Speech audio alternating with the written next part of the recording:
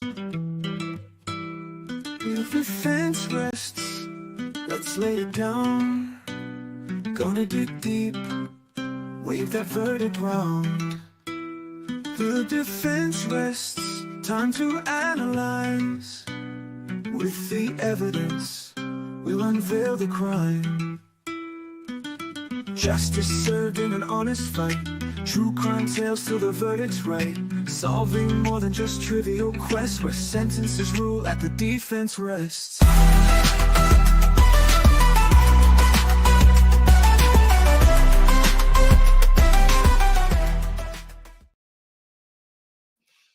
Good morning, y'all. Good morning. Hello, Miss Anna. Bright and early. Look at you. Fresh out of bed. Did we all have a good weekend? Good morning, Christine. Welcome to Messy Monday. It's been a messy day for me. But that's all right. We have achieved things. Not a lot of things, but things, nevertheless. Did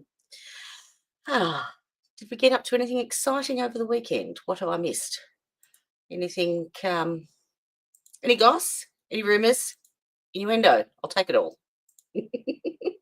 Any of it. All of it.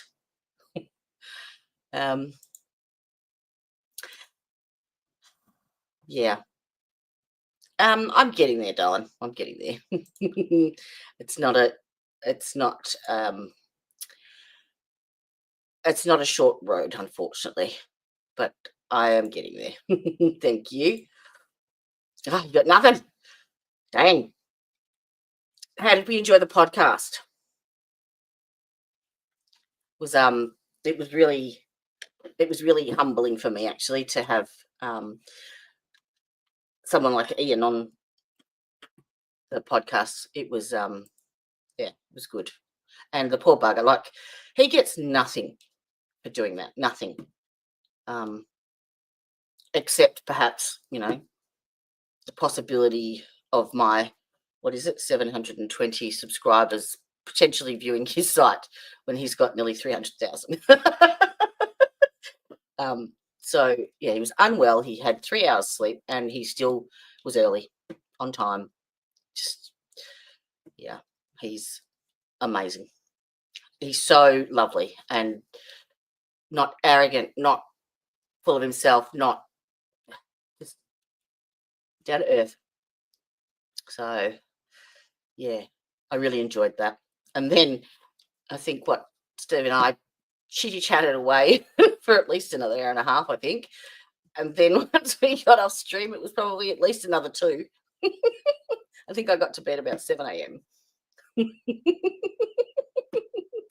But it was good. It was very informative. And I really think that this trial has brought up... we'll go back to the start.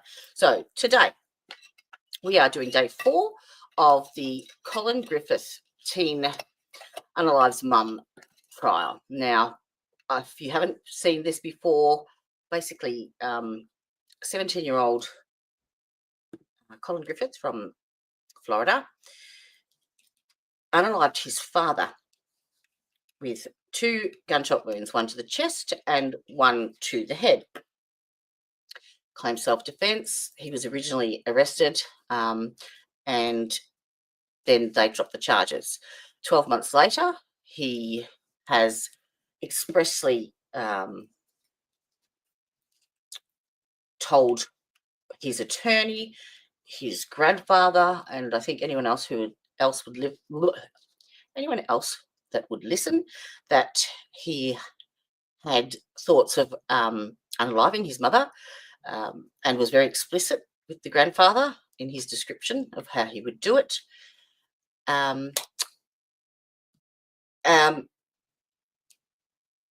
And yes, apparently did so. So that was 12 months after his father's. Now, apparently they're going to reinvestigate that case and perhaps reopen it. Now, he is claiming self-defense again. And I think the majority of people's attitude is that, he's a spoilt little entitled rich kid that's basically had his Xbox taken off him and stabbed his mother. Well, there's always a lot more to it than that, and there's always stuff that we don't see coming into trial. I do have a few documents and stuff that I can show that I found or discovered. Thank you to the Gavel Drops. You're amazing. And listening to the Ring camera footage and the phone conversations that she was having with not only her son but her mother on day 3. So what had happened was, prior to the event, he had sought refuge with his grandmother, who lived just further down towards the Keys in Florida. And the mother, Karen, or who was the victim, Cassie, sorry, that's bad, didn't particularly like that and wanted him to come home. So a slew, you'd call it that, phone calls, and I'm talking like 30 seconds apart, phone call after phone call after phone call. In between that, text messages. In between that, taking screenshots and sending them. In between that, researching, tracking his GPS on the phone, cancelling his phone contract, selling his car. Ugh. Anything that she could do to coerce him to come home was threatened or done. And the issue I have with that is that, had that happened in reverse and it was her crying self-defense, would the attitude of society be different? Because when domestic violence is cried by a male, I don't think a lot, like what's the word, the way people view that, because men are supposed to be, the strong, protective figures, and so when they claim domestic violence, it's almost like we just think it's a cop-out. That's my opinion. And everyone says, well, he's 2 foot taller than her and 12 times the size. Well, no one's immune from domestic violence, and there wasn't physical, it was emotional, psychological, and anyone can be a victim of that. Anyone. And I did a little bit of digging on. There is actually a battered child syndrome. So, we go back to the Sarah Boone case, where she had to prove that she had a previous incidences of long-term abuse, which was a pattern, and that her perception of threat was amplified and real, like, because of the heightened state of anxiety that she was in. And there was a trigger. So just keep that in mind as we're going through this trial, because I do think there are elements of this in here. And the massive thing for me too is the attachment of privilege.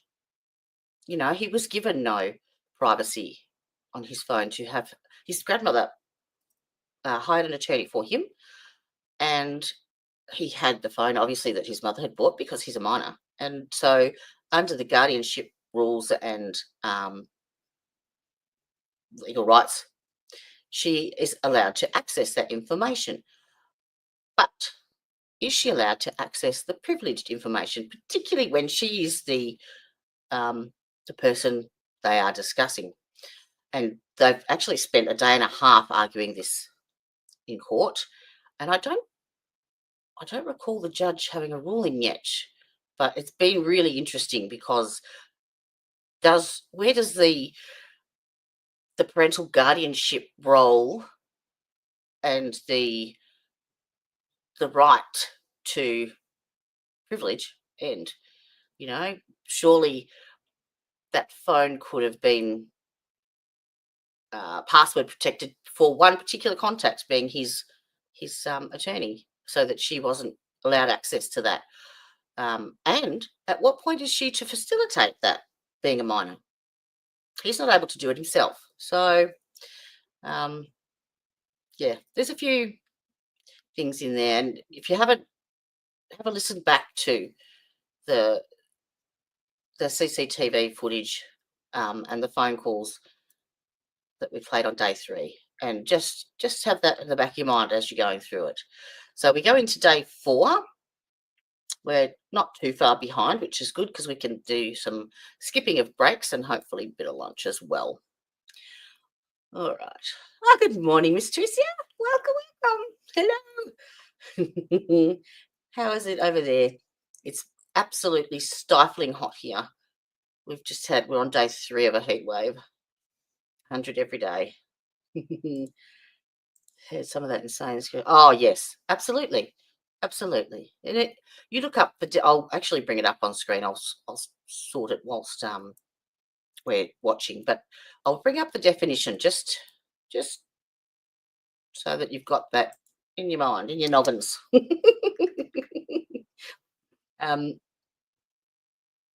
So we all had a good weekend.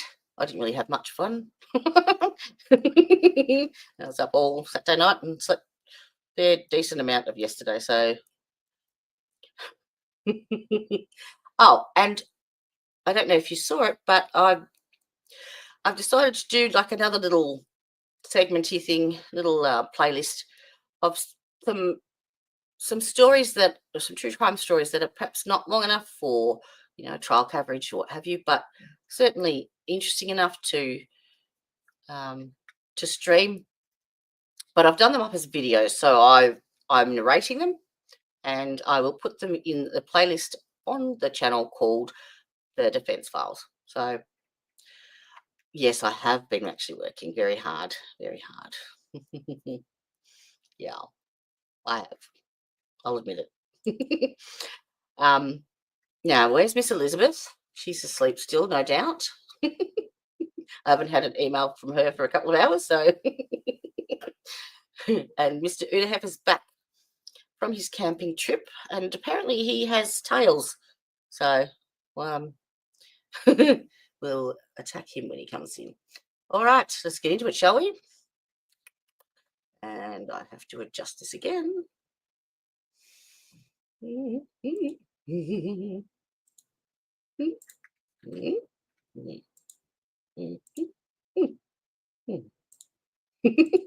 My daughter and I had a conversation the other day, all in grunt. And the funny thing is, we actually knew what each of us was saying. So I'm fluent in grunt. Who'd have thunk it? Oh, what the? My computer, I tell you, tonight,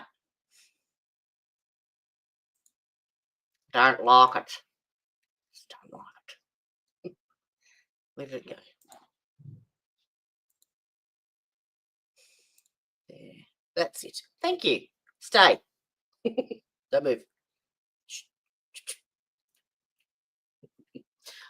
Okay. Queued up, ready to go. CC, yes. All done. Let me know. And actually, Mr. Hendry will be making the argument. Right, I'm jailing now. Sorry, I was Yeah. setting my computer up.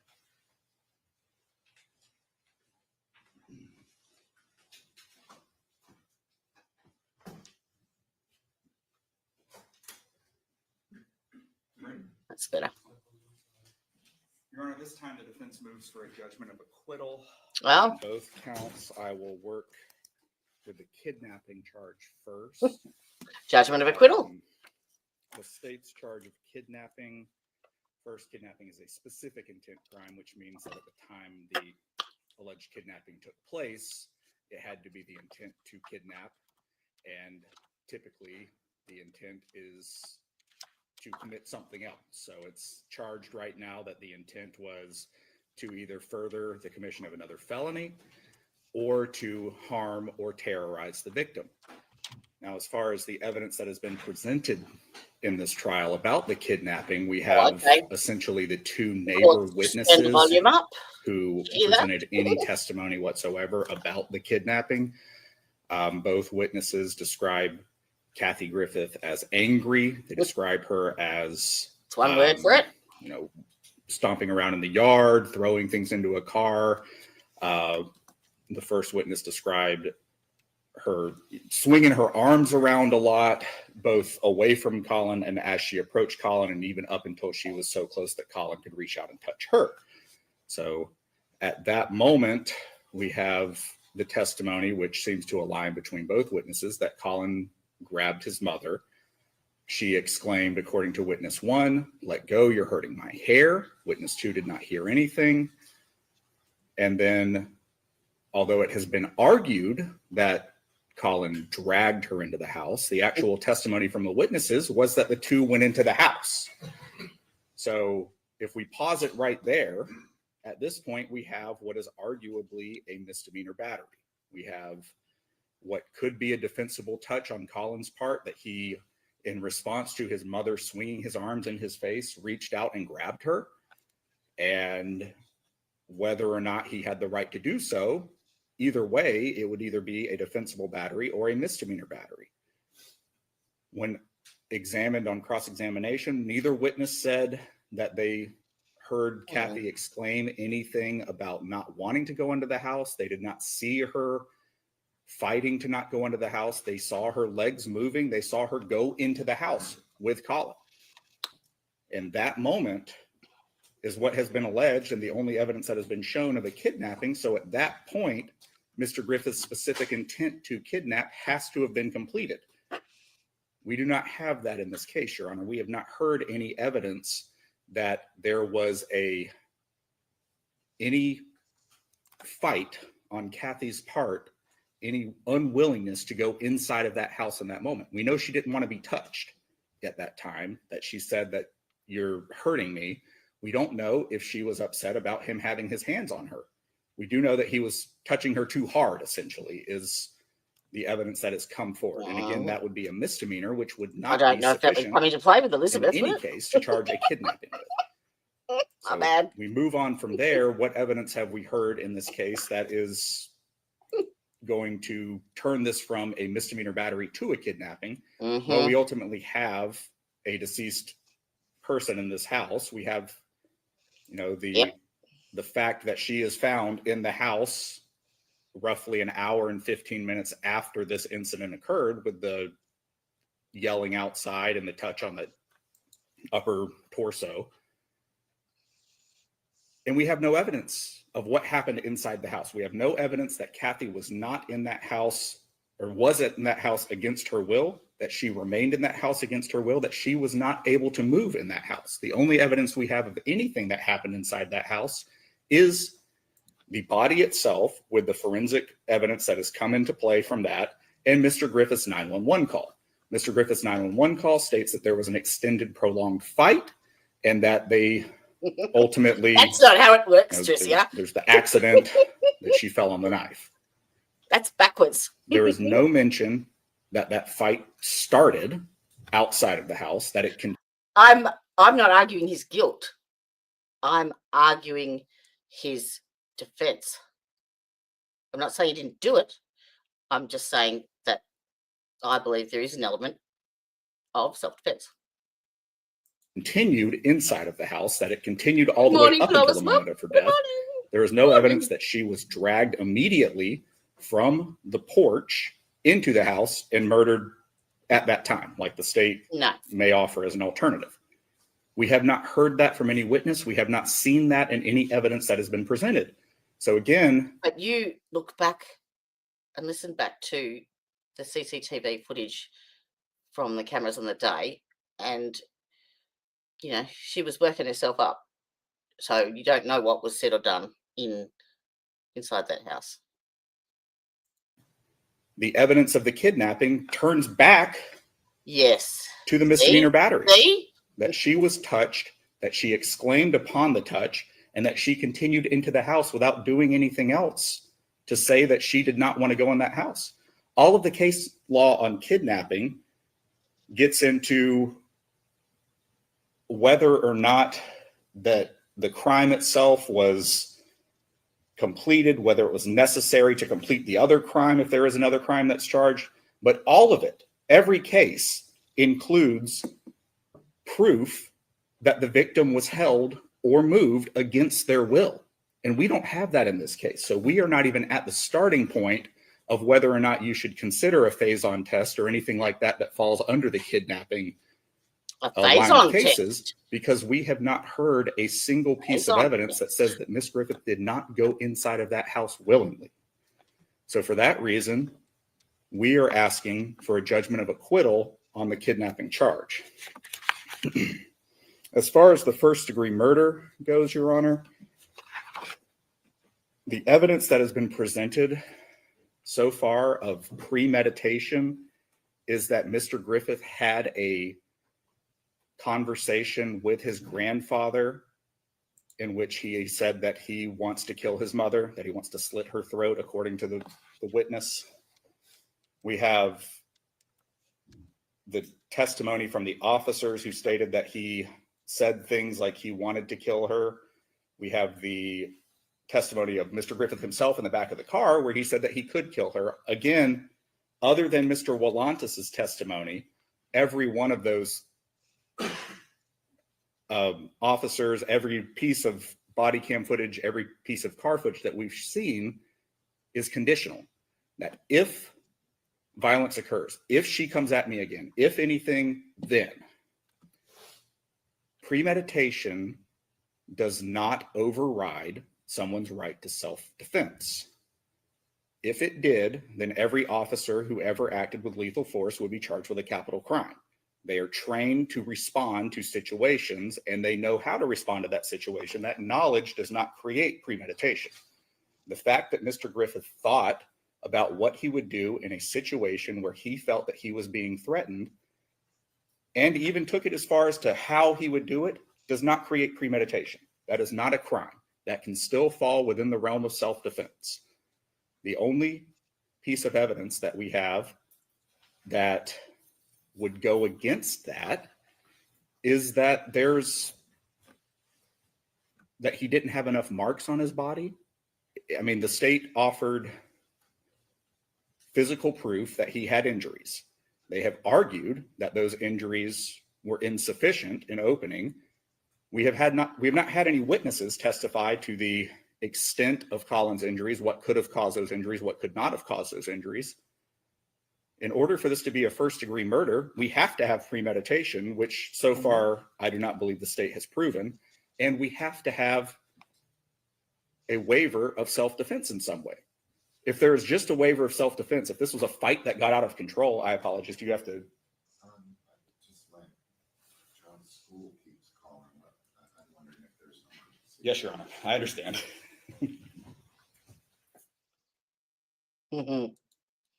Someone's school is calling the judge. Actually, whilst they say that, whilst they do that, there was when I was talking to Steve after the podcast, he was showing me an easy way to do some shorts. So he said, "Look, I wanted to do this one anyway," and it was the bumbling dipshit. Well, that reminds me, we've got to vote for this trial. We've got one for the defense attorney and one for the defendant, I think. Or was it the prosecutor? I've written it somewhere. Where is it? Just is. So yeah, he did this short up, and it's funny as I'll play it to you while the judge is making his call. Shorts. I remember seeing this during the trial, but I didn't realise what was said. All right. Share this tab instead. Yeah, I can't make it any bigger, but it says that if this doesn't prove ineffective assistance of counsel, I don't know what does. Now, this is when she has just been found guilty, and they're trying to work out when to start the next phase. What's it called? Mercy phase. Okay. Your Honor, as we pointed out to the court, we cannot have our witnesses prepared in 2 hours. Specifically, we anticipate calling the children. They are not close by at all. They're in school. They're sitting right behind her. Have done since they testified. Dip shit. They're just there. Well, Maggie, no. What? I can't hear you.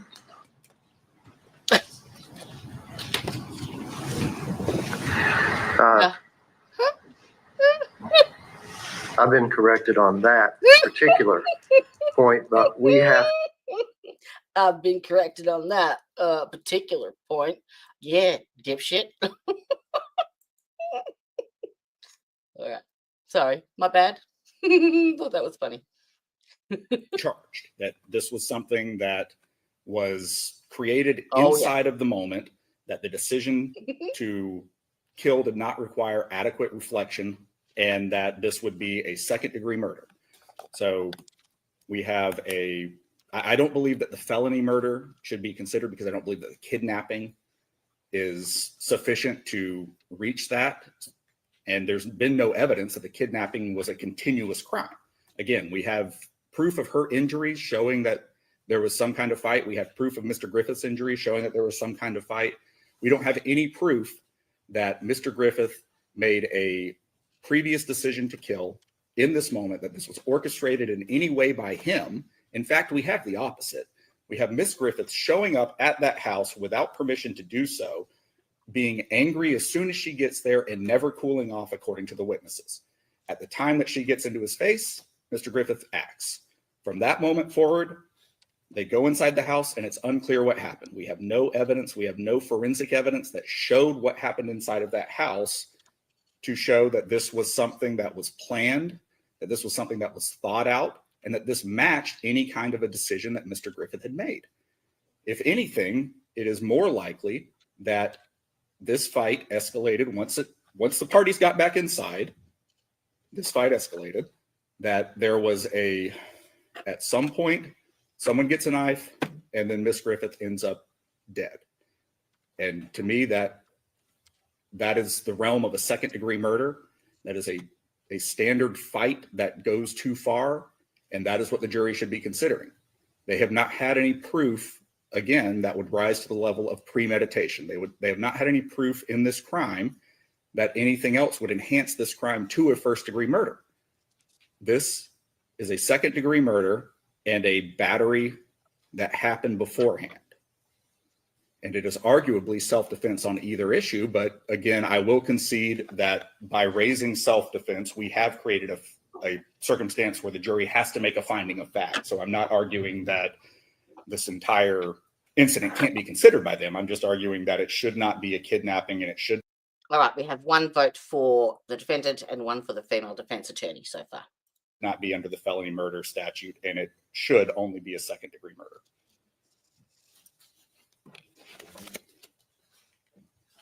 Oh, look what I found, Tricia.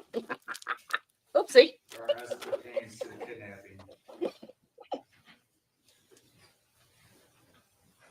From two independent witnesses, we saw and we heard that the defendant grabbed Kathy by the hair. He did that forcefully. And what did he do? He dragged her / pulled her in against her will as she was protesting and yelling loud enough so that one of the witnesses could specifically hear from inside, looking out the window, "Stop, Collin, you're hurting me." At which point the defender dragged her / pulled her into the house, which was clearly forcibly, which was clearly against her will. And then once he had her inside, of course, he confined and/or abducted her from outside into inside and/or imprisoned her. The last place that she would want to be would be inside after being yanked inside by the hair by her son, who has told multiple people, obviously, his intention to kill her, when he's furious. And no one When listened. she had just sent him the text message regarding the other person that he murdered by shooting that person in the chest and in the head. And when she threatened to come Two votes forward and for the tell the defendant. officials in Oklahoma and elsewhere about the defendant confessing that it in fact was a murder, that it was not self-defense. I'm actually going to vote for the and that he defense had attorney. planned it, the defendant's anger Not level was through The the prosecutor. roof. Sorry. So once he gets her inside, he has no prying eyes, he has no witnesses, and he can inflict anything and everything he wants to on his mom.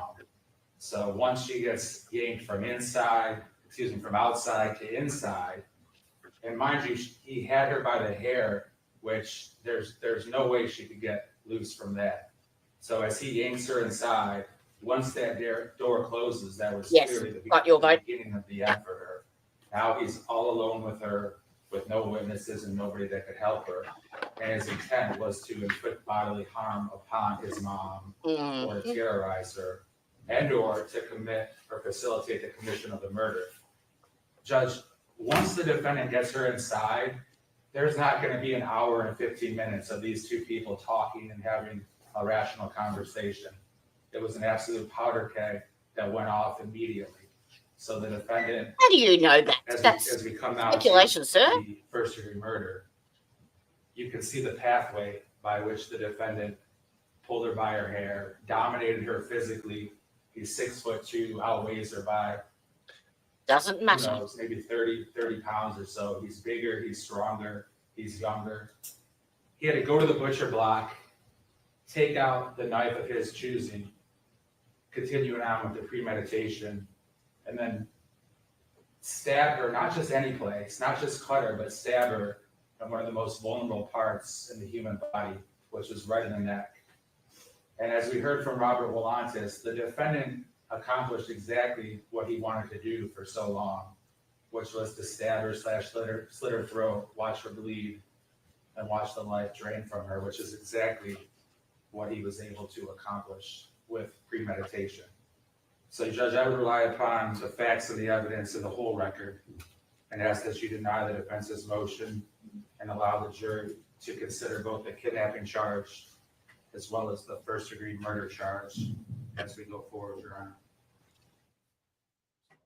Your Honor, as to some of the arguments just made, first off, there's been no evidence of anger in the moment on the part of Mr. Griffith. We have Thank you. the evidence from the neighbor that he was calm, that Kathy was irate, that she was flailing around, and that he reached out, but that his demeanor did not rise. He didn't start, there was no evidence of rage or anything like that. So I know the state keeps using those words.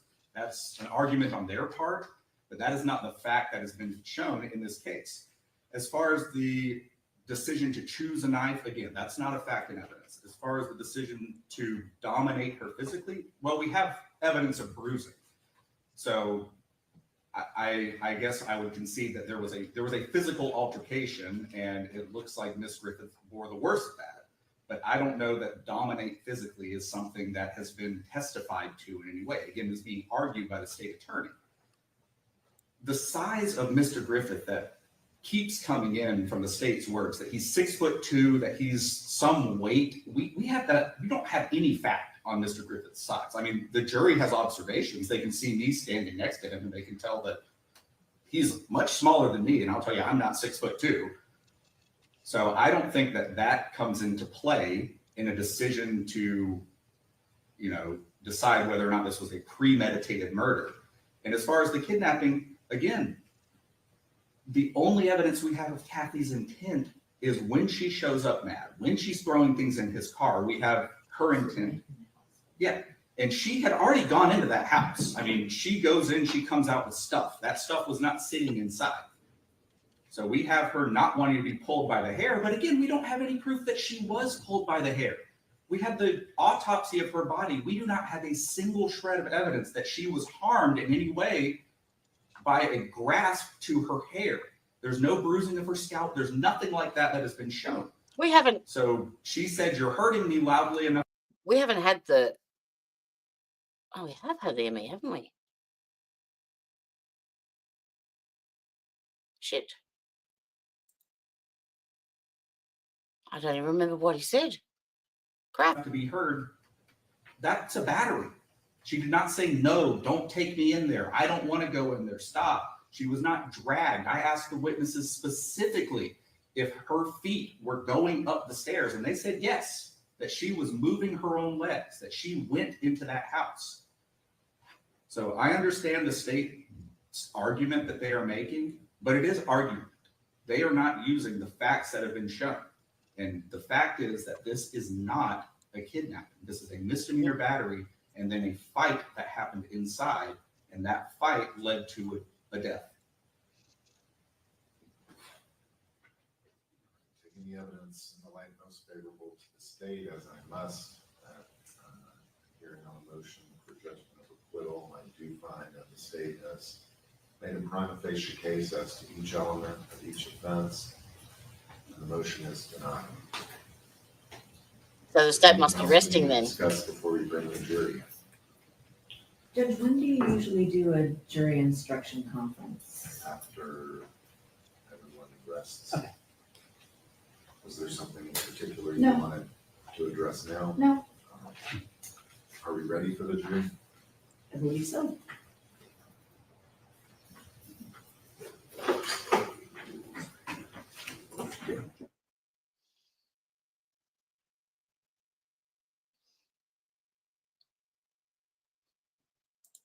Bring the jury.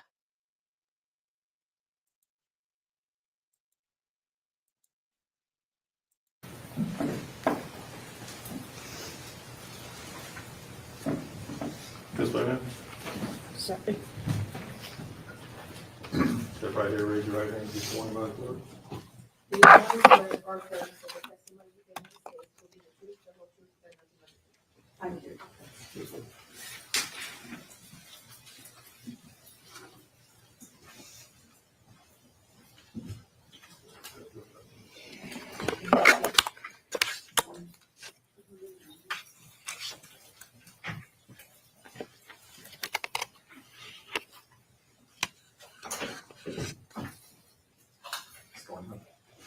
Ms. Detman, will you please introduce yourself to the jury and spell both your first and last name? Susan Jetman. Susan is S-U-S-A-N, and Jetman is G-E-T-H-M-A-N. Ms. Detman, how are you related to Collin Griffith? I'm his maternal grandmother. So your daughter was Kathy Yes, ma'am. Griffith, sorry. Yes, ma'am. So give the jury a little bit of an idea of who the other members of your family are. Who was Kathy's father? Robert Volantis. Were you married at some point to Robert Wolantis? Yes, we were married for 19 years. When did you divorce? We divorced in 1998. After you divorced Robert Wolantis, did you get remarried? Yes, I did. Who did you get remarried to? Inaki Markovich. And might need to spell that last name for the court. M-A-R-K-E-V-I-T-C-H.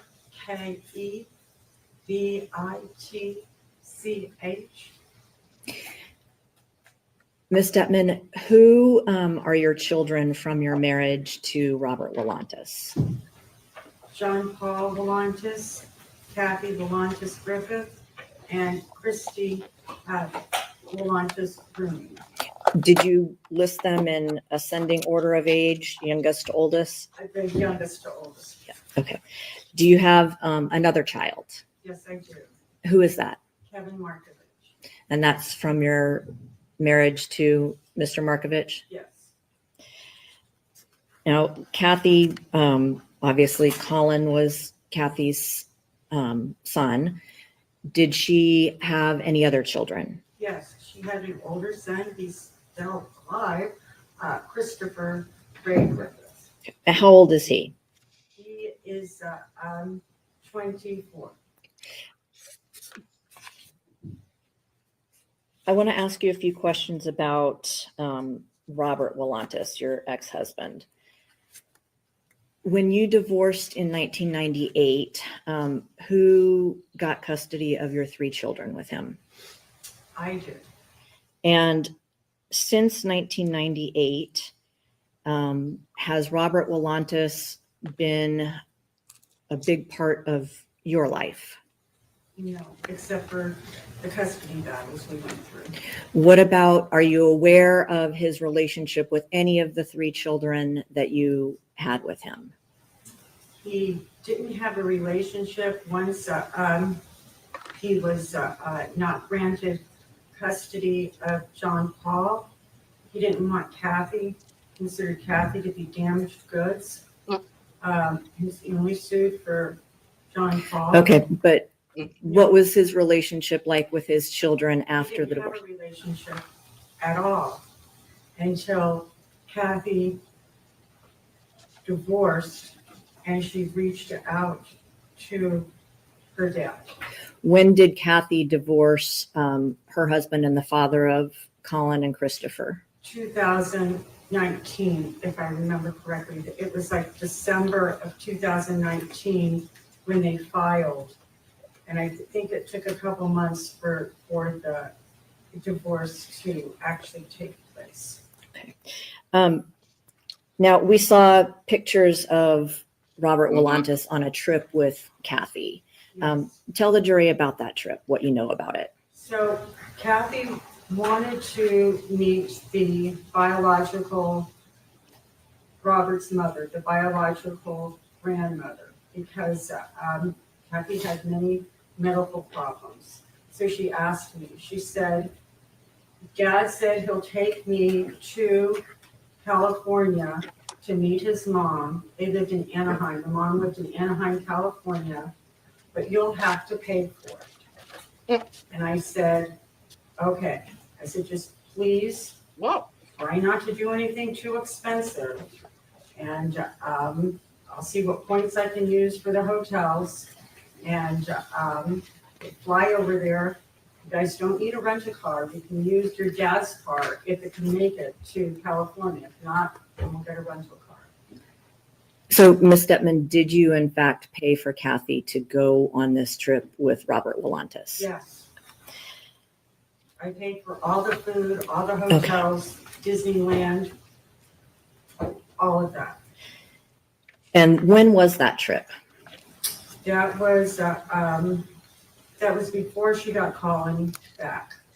So before 2023? Yes. After 2019, though? And after COVID was over with. Okay. So I believe it was 2022. Are you aware of any other trips like that that Robert took with his other 2 children? No, he didn't really have communication with them. All right. So I want to ask about Kathy's funeral or celebration of life. Did the family hold such a thing for Kathy? Yes, we had a celebration of life right here at the funeral home in Lakeland.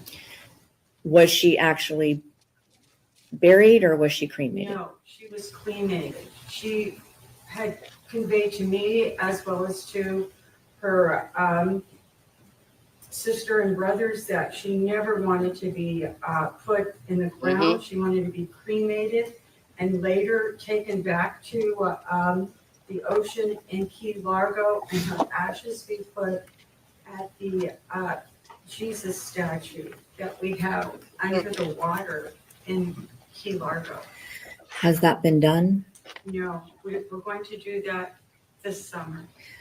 Where are Kathy's ashes right now? Right now, they're at Christie's house. Was Robert Willantis invited to the celebration of life? No, he was not. Why not? Robert tends to be very disruptive. He has difficulty with truthful manners, and we just did not want to have more lies and destruction.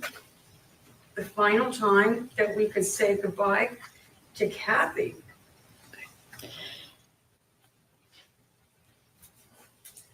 I'm going to ask you some questions now that may also be difficult. In the last roughly 2 months before Kathy died, what personal medical things were you going through? So in the last part of June, I was diagnosed with stage 3 colon cancer. I had to have part of my colon removed and an ostomy put in place. After you were diagnosed and had your surgery, did you have a fight with Kathy over Robert Willantis? Yes, I did. Kathy was very adamant that she wanted Robert to take care of me, that I needed to pay for his flight from New Mexico to Lakeland, get a hotel for him for 2 weeks, and get some sort of a car, and even pay for his food. And I told Kathy, I said, that's ridiculous. He hates me. I don't want to be hurt by him. Plus, has lost his nursing license. I want a real nurse that has. Okay, hold on. I'm not just projectile, but it's collateral accusations. Ms. Detman, as a result of you not wanting to follow Kathy's wishes as far as Robert Willantis coming here and taking care of you, did that cause a break in communication between you and Kathy? Yes, she refused to talk to me. She blocked my phone. She told me if I came over to the house, she would have me arrested for trespassing. She said, you can contact Collin, but you can't contact me. And that, okay, I'll move on from this. Mr.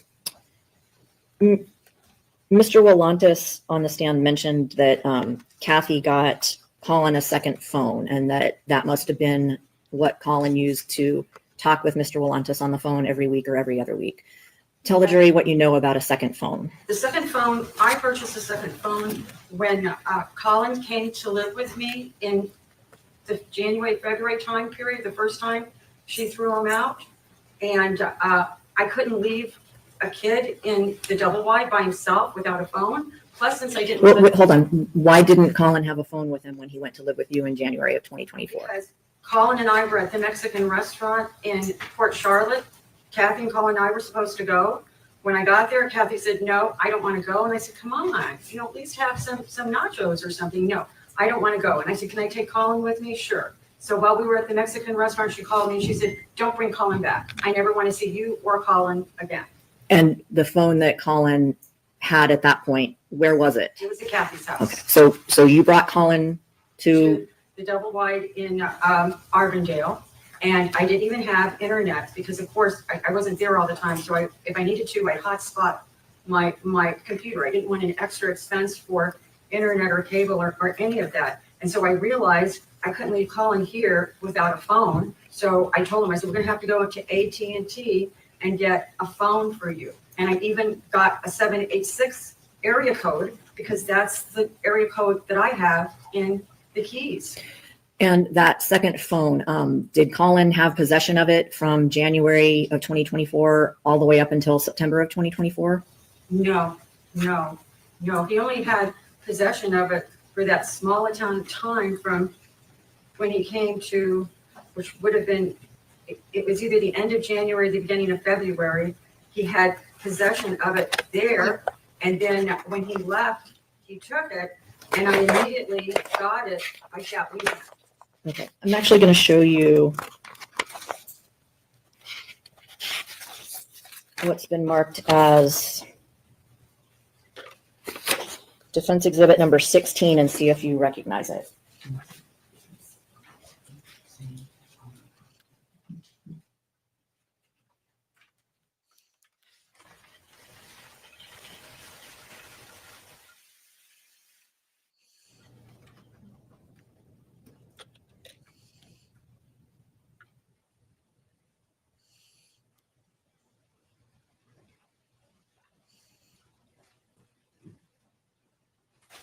Look at that and see if you recognize those messages from January 2020.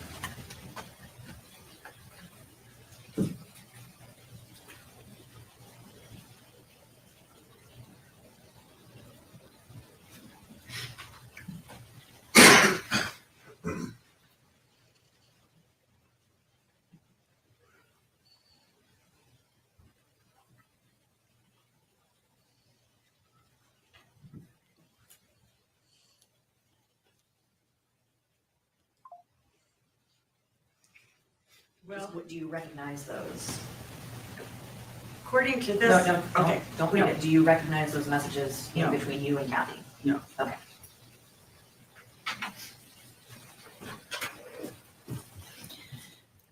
Do you remember there being a period in January of 2024 where where Collin was with you for several weeks and Kathy didn't remember that he had gone with you? Yes. And do you know what was going on with Kathy at that time? She was suicidal, taking pills. She just didn't want to have her life. She was drinking Okay. excessively. She drank Everclear as her alcohol of choice.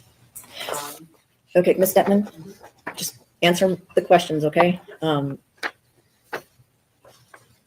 You mentioned that she was suicidal in January. I'm going to show you what's been marked as Defense Exhibit 15.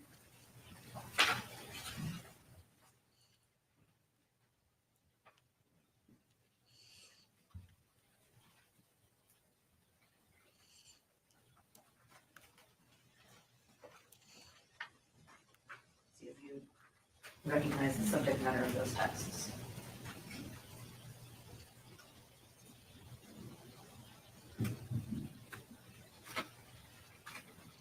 Yes. Judge would like to admit Defense Exhibit number 15 into evidence. Any objection? No objection, Judge. Have received. Ms. Detman, Defense Exhibit 16 stated February 5th of 2024, and the blue text at the top was Kathy's number 941-258-0963, Yes. and were you the number below that? Yes, ma'am. And you mentioned a 786 number, but you had two phones, correct? Yes. Why did you have two phones? I use one for work and one for personal. So the blue message on top talks about Kathy just having been released from the ER for an accidental overdose. Was that one of the times that she had a suicide attempt? Yes.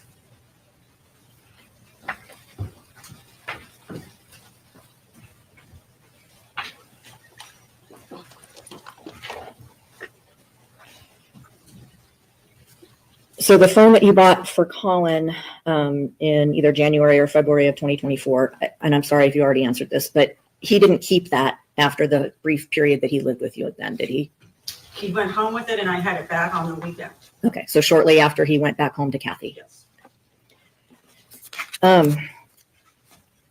So Kathy, it sounds like off and on had estrangement from various family members. Yes. You mentioned that you and she didn't speak for quite some time after your cancer Oh. diagnosis. Had she? Okay. She is a content creator. I have heard of her, but I'm not sure what she does. When you go up into Discord, let me see. I'll share this and show you.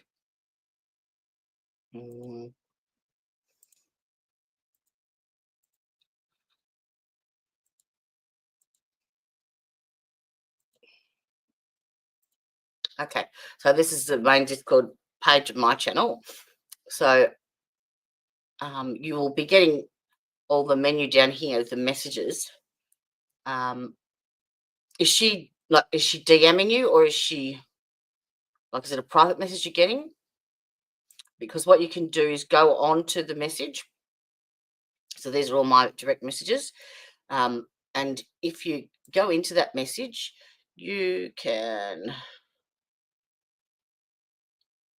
I'm not sure which one it is. So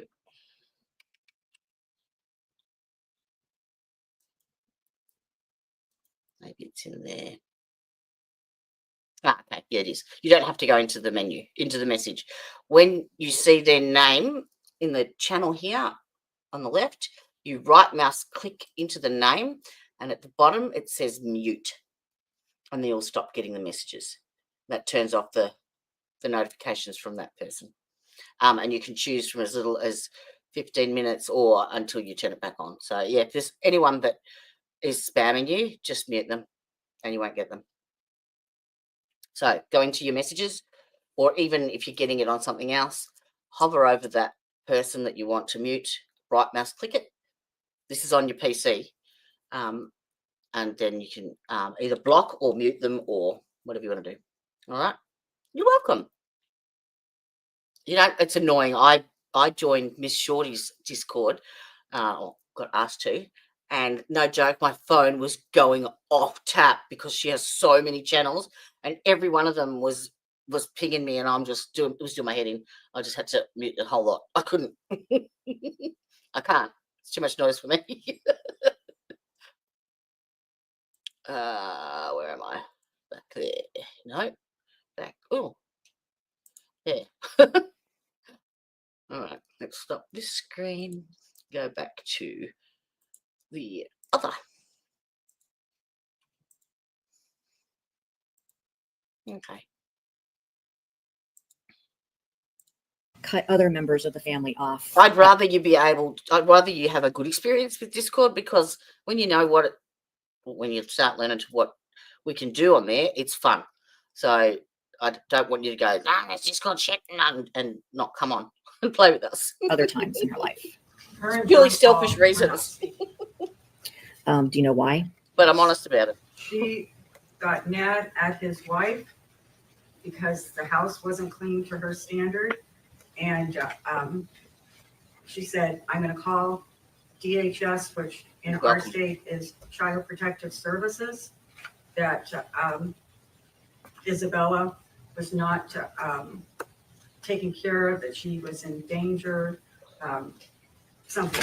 I know DHS ended coming up to John Melantis' house. Of course, the investigation proved that there wasn't a problem. And John just said, I will never have anything to do with her again. She crossed the line. Any other family estrangements from Kathy besides you and her brother Don? So Kevin and Kathy were supposed to go to Washington, D.C. together. Kevin is your son with Yes, Kevin Inaki. and Kathy were pretty close. They were supposed to go to Washington, D.C. together because Kevin was in officer basic training in Virginia for the Florida National Guard. He just graduated from college, and he had time off during the 4th of July. And Kathy said, it'd be great if Collin and I could meet up with Jean Paul in Washington, D.C. Do you mean Kevin or? Kevin, I'm sorry, Kevin would meet up. I was supposed to go because, of course, my cancer. Okay. Miss Valentis, I'm sorry. I know you're nervous, but the estrangement, Yes. how that So what occurred. happened is Kathy contacted Kevin and said, unless you help me get your father arrested, meaning Inaki Markovich, I don't want you coming to Washington, D.C. with me. Do you know what Kathy was referring to as far as helping her get your husband arrested? Yes, they had had an altercation in our farm in Arcadia during COVID. So it was during 2020, around Easter time. It was before Easter. Yeah. And she Scripted, I threatened think, him like- with a baseball bat. And she also said she was going to get her gun and shoot him. And Looks like she's my reading or husband something. brought a shotgun out and said, I have a shotgun here.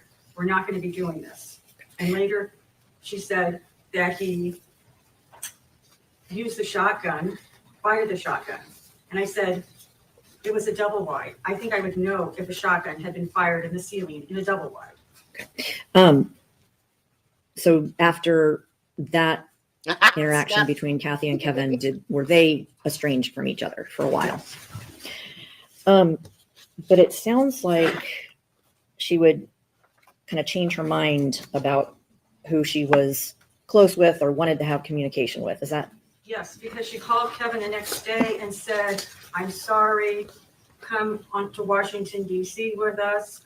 And Kevin said, I already told my cadre, my leave's been canceled. Okay.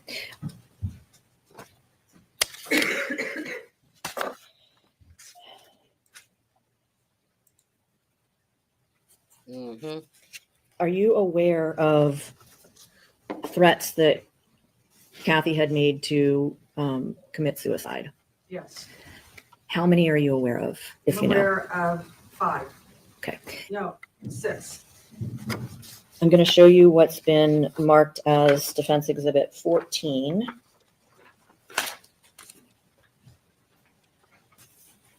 See if you recognize this. Yes, I do. I'd like to admit Defense Exhibit 14 into evidence, please. Objection? No objection, Judge. You receive.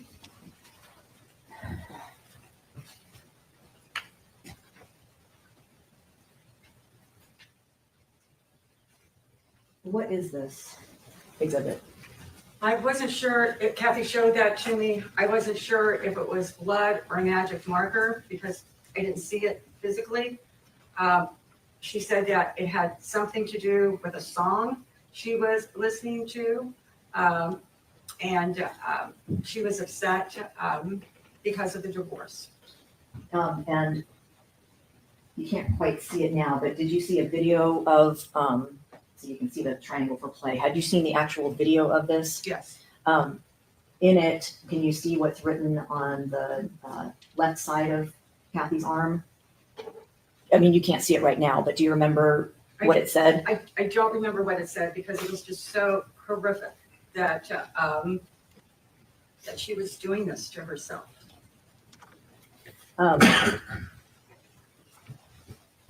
Bring it up here so I don't forget.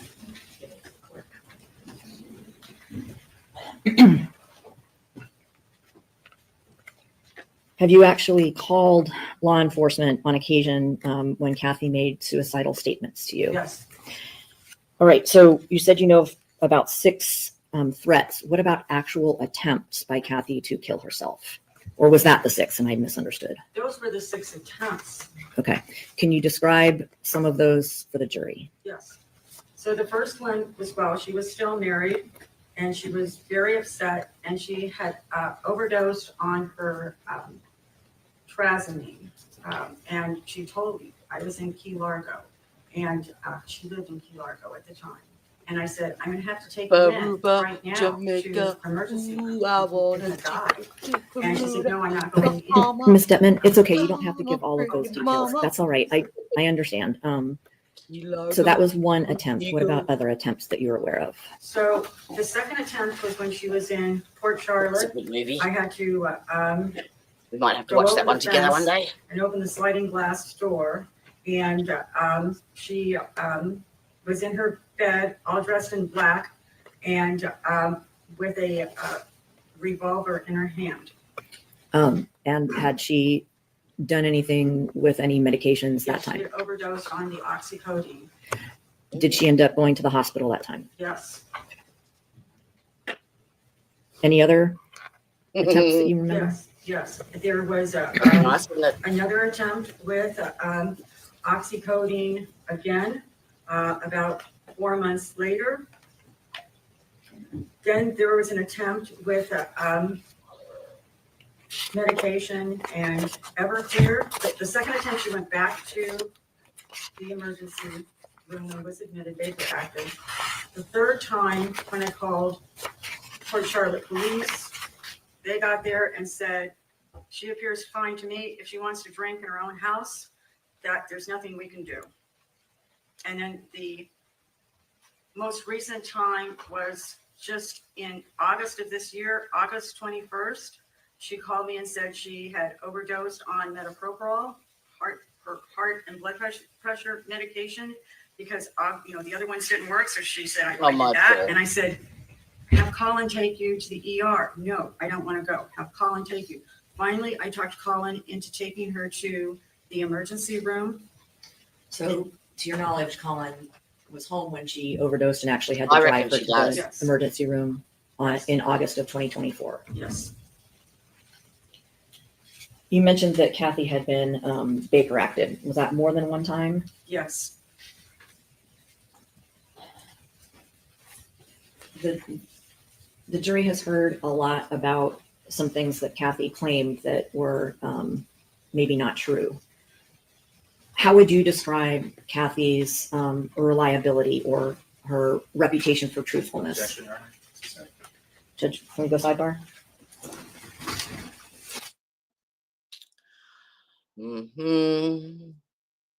Sidebar.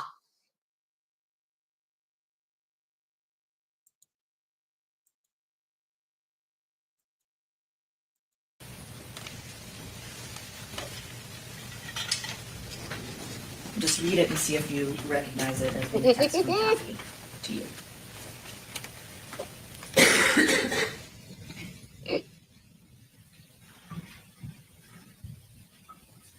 Do you recognize? Yes, I do. I'd ask that offense exhibit number 17 be admitted into evidence. Any objection? No objection, Judge. It is received.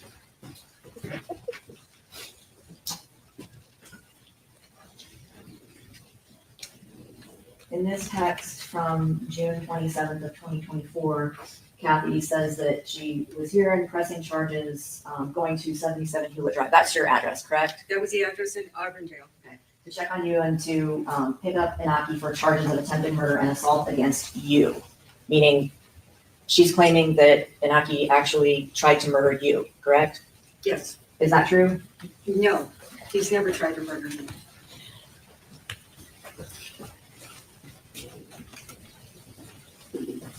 So that's something that Kathy threatened and claimed that just simply wasn't true, right? Exactly. Yes. Yes. Has she done that on other occasions, make things up? Yes.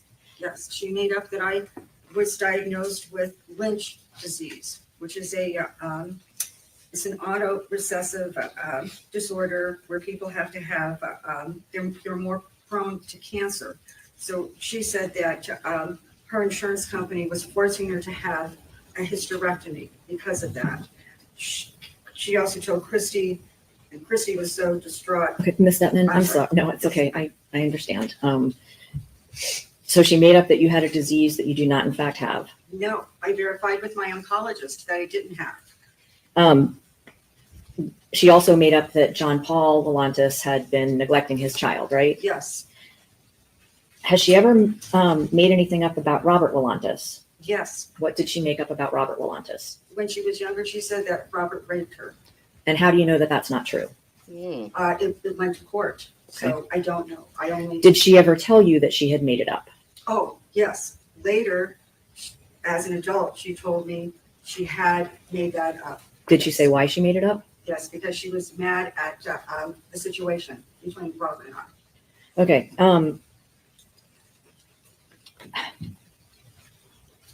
Has she ever made anything up about her being responsible for everybody else's successes in the family? Yes, she went as far to say that no one in the family would have any of their degrees, and that she, in fact, the only reason that I got my doctorate was because of her. Okay. And did she actually make a threat to you regarding this Yes, belief she she did. had? She said she was going to, when she was mad at me one time, she said she was going to contact the university where I work at, and I said, go right ahead. No, I had to. What did she tell you she was going to She said say she's to going them? to call the university, my dean, and tell him that she did all of my coursework and that I didn't do anything and that I was a phony. Did she make up at any time that you're aware of that Collin was failing school? Yes, she said that he had been failing school and that when he was staying at my house, that it was my fault because I wasn't observing him on the computer to make sure he was doing his work. Was Collin ever failing to your knowledge? No, When did Collin graduate from high school? he graduated last June. Was that actually ahead of schedule? Yes, that was a year ahead of schedule.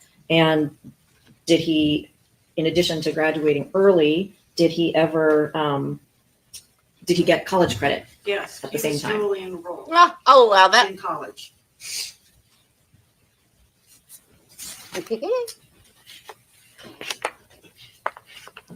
Palala's mum, where every trial we have a vote for the inaugural dipshit award.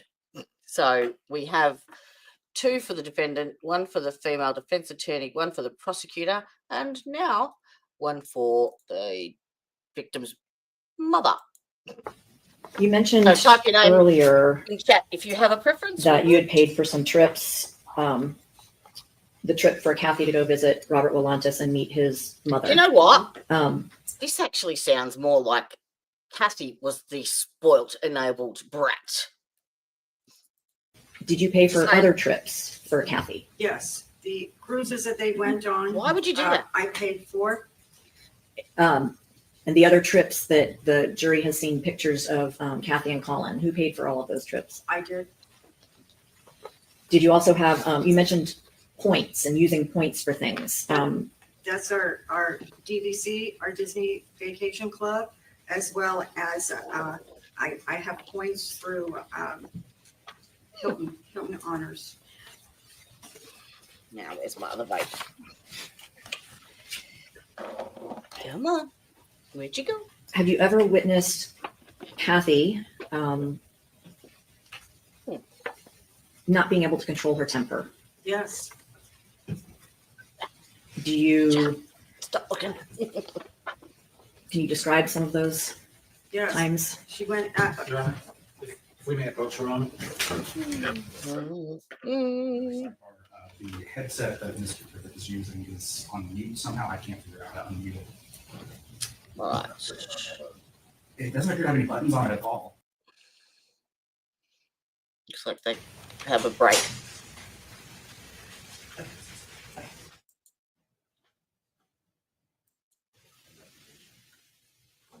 Specific instances need to be known to the defendant as far as everything.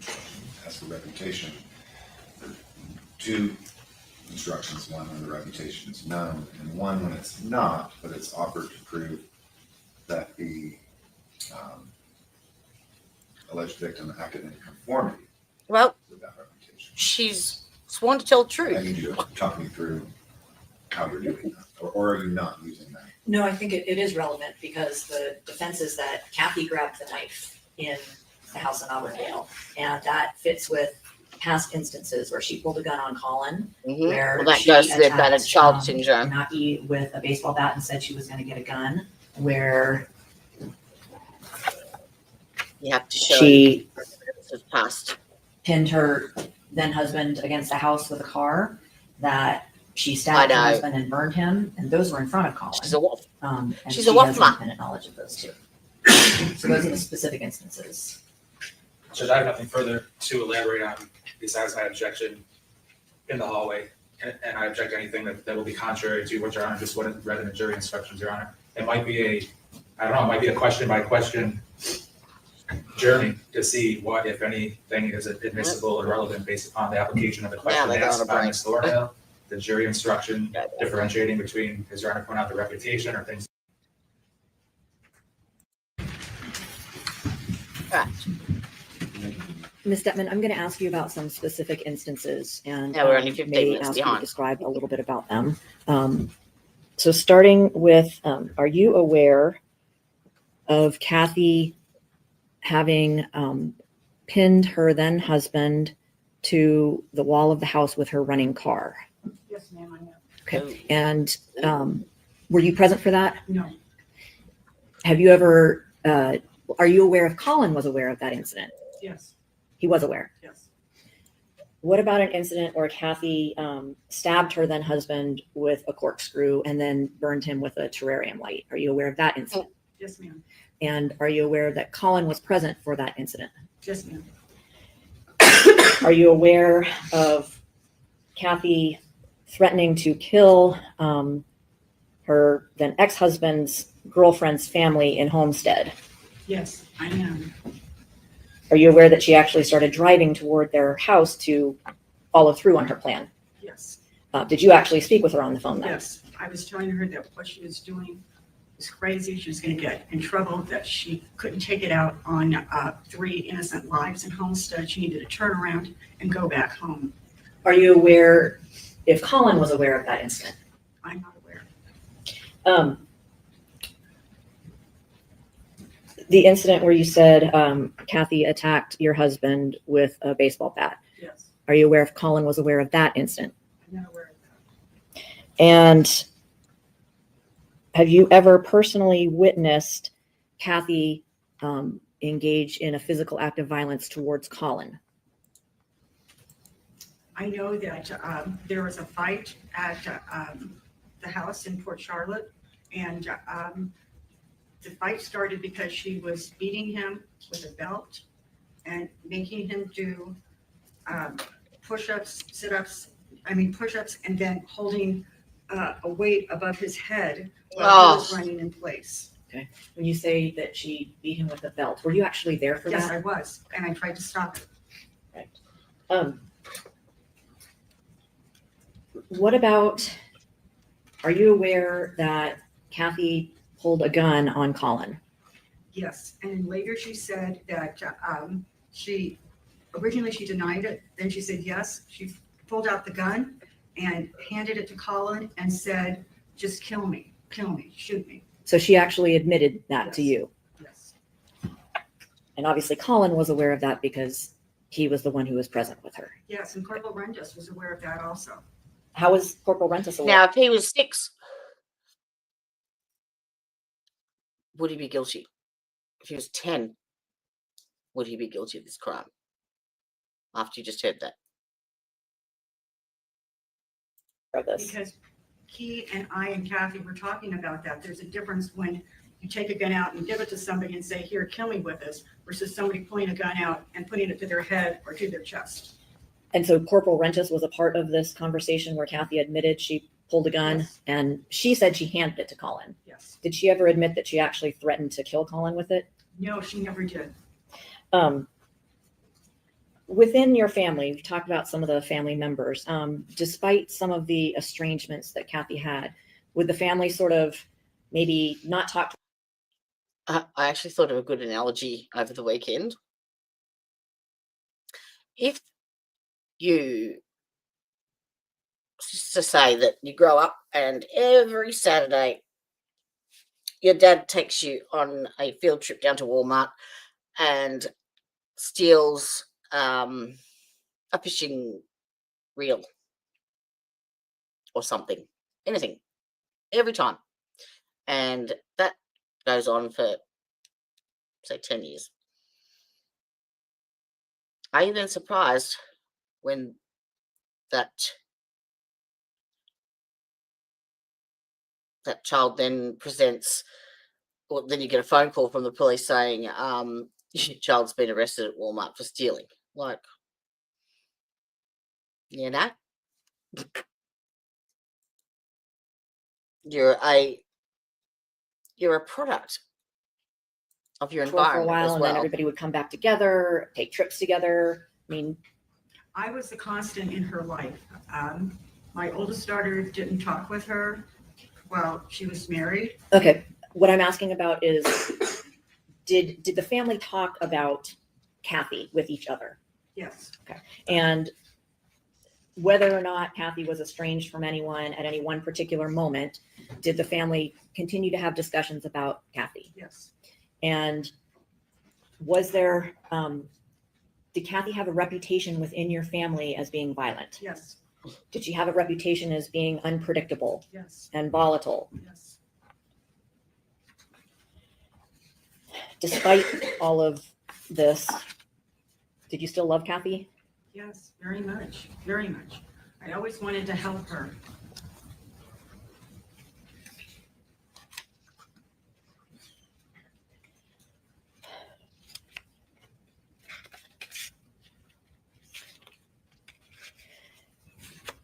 It appears that Kathy at times wanted Collin with her at all costs, and then at other times wanted nothing to do with him. Yes, when she had Collin back for about a month, she spoke with me and she said, Mom, I have to get up every morning at 6 o'clock, take him to school, and then I have to go back and pick him up. And I said, you don't have to, let him ride the bus. Okay. I'm going to show you what's been marked as Defense Exhibit 26 for identification.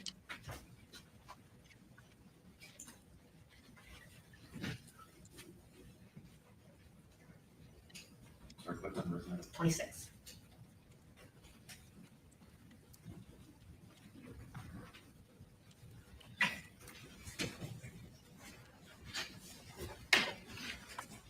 Will you read this and see if you recognize it as a text from Kathy?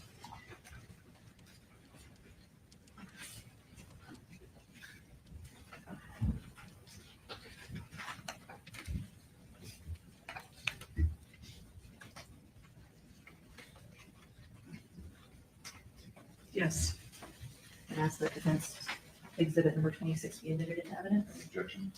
No objection, Your Honor. Will be received.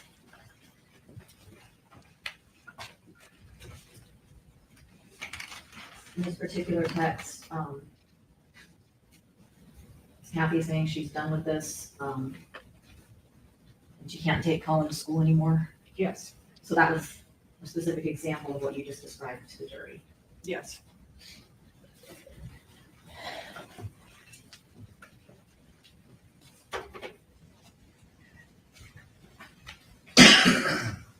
As part of this vacillating back and forth that Kathy seemed to have about whether she wanted to have Collin live with her or didn't want Collin to live with her, did you all agree eventually to a concurrent custody plan? Yes, we did.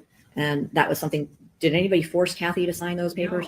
No, not at all, not at all.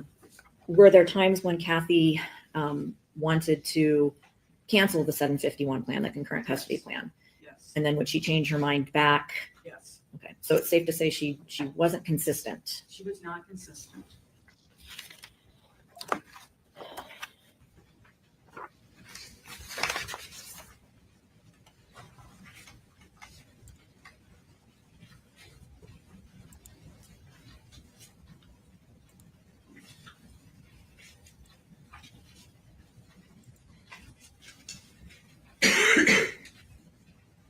Obviously, Kathy owned a gun, right? Yes, So at some point, did Kathy give her gun to you to have it out of the home in Fort Charlotte? yes, Do you remember when that was? yes. It it's right after the incident where Officer Rentis and Lacey got involved when Collin came back to the home. So that must have been somewhere in the October timeframe of 2023. Okay. How long did you have the gun at your home and away from Kathy and Collin's house in Fort Charlotte? Less than a week, Okay, why did you have it for less than a week? because she demanded that I give it back. She said, "It's my gun, you can't have it." And I said, "But we discussed with Officer Rentis and Lacey that I would keep it." "No, it's my gun, you can't have it. And how do I know Nikki won't use it to kill you?" Okay. So Kathy got the gun back, and Yes. so far as you know, she had it with her. She had told me that she'd given it to her next door neighbor, Melanie, for safekeeping. And then a couple months later, she said, "No, Mom, I lied to you. I've had it all along." Finally, you had a lot of communication with Kathy on September 7th and September 8th, Yes. right? You also had communication with Collin during that time. Yes. Did you allow Collin to go to your house in Auburndale when Kathy kicked him out? Yes. And why did you allow that? Because a child can't be just roaming around the street by himself. Collin told me he didn't have gas in his car, and we had like half a tank, that was it. He didn't have his phone, he was using his computer somehow to talk with me. I told him, I said, "You have to get to Auburndale before dark, because otherwise the gates will be closed. During the day, the gates are open. And go in through the back sliding glass door, because you know there's no lock on the back sliding glass door. And I will be there Sunday. Don't talk to anybody and don't leave the house." At some point, obviously, Kathy, as the jury's heard on some videos, was trying to find out if Collin was actually at your house. Yes. When did she finally discover that he was at your house? I let her know around 11 that night. On the 7th, so Saturday the Yes. 7th? Mhm. And how did she react? She said, "You lied to me." And I said, "I told you I didn't know if Collin was there." I said, "Because I don't want you going over there and grabbing him. You just threw him out. Give him some time, give you some time. Let's not have a huge problem associated with this." And aside from conversations that the jury has heard between you and Kathy over the next hours, did you specifically tell Kathy not to go to your house in Auburndale? Yes. I said, "I will be going Sunday morning." I left first thing Sunday morning. I was going to leave right then, but I was so tired and I have difficulty seeing in the dark that I thought, no, it's better that I wait. In hindsight, I should have gone. But so I waited, I talked to her. She said, no, Mom, I'm going. And that's when she said, I sold a car. They're going to come by and pick it up. I said, you can't sell Collin's car. It's his car. No, I don't care. I'm selling it. I'm turning it into his probation officer for not, because he's not allowed to leave the county, which when I talked to the probation officer, I found out that Kathy had told them that I had terminal cancer. So therefore, Collin could come and visit me anytime I want. I had to tell the probation officer, well, right now I'm only at stage 3, so no, and I'm only in observation. So I'm not terminal. So. But you personally told Kathy to not go to Optimale. Yes, I told her, I said, when I get back, I will give him gas money and I will follow him there, or we can wait until Monday morning. Let's just wait. Don't go there. You don't have permission to go. Why did you not want her to go to your house in Auburndale?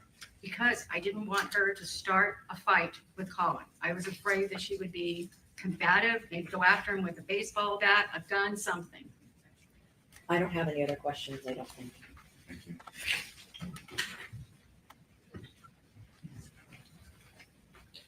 I don't have any other questions, but Mr. Levine does. Mr. Levine? Thank you, Your Honor.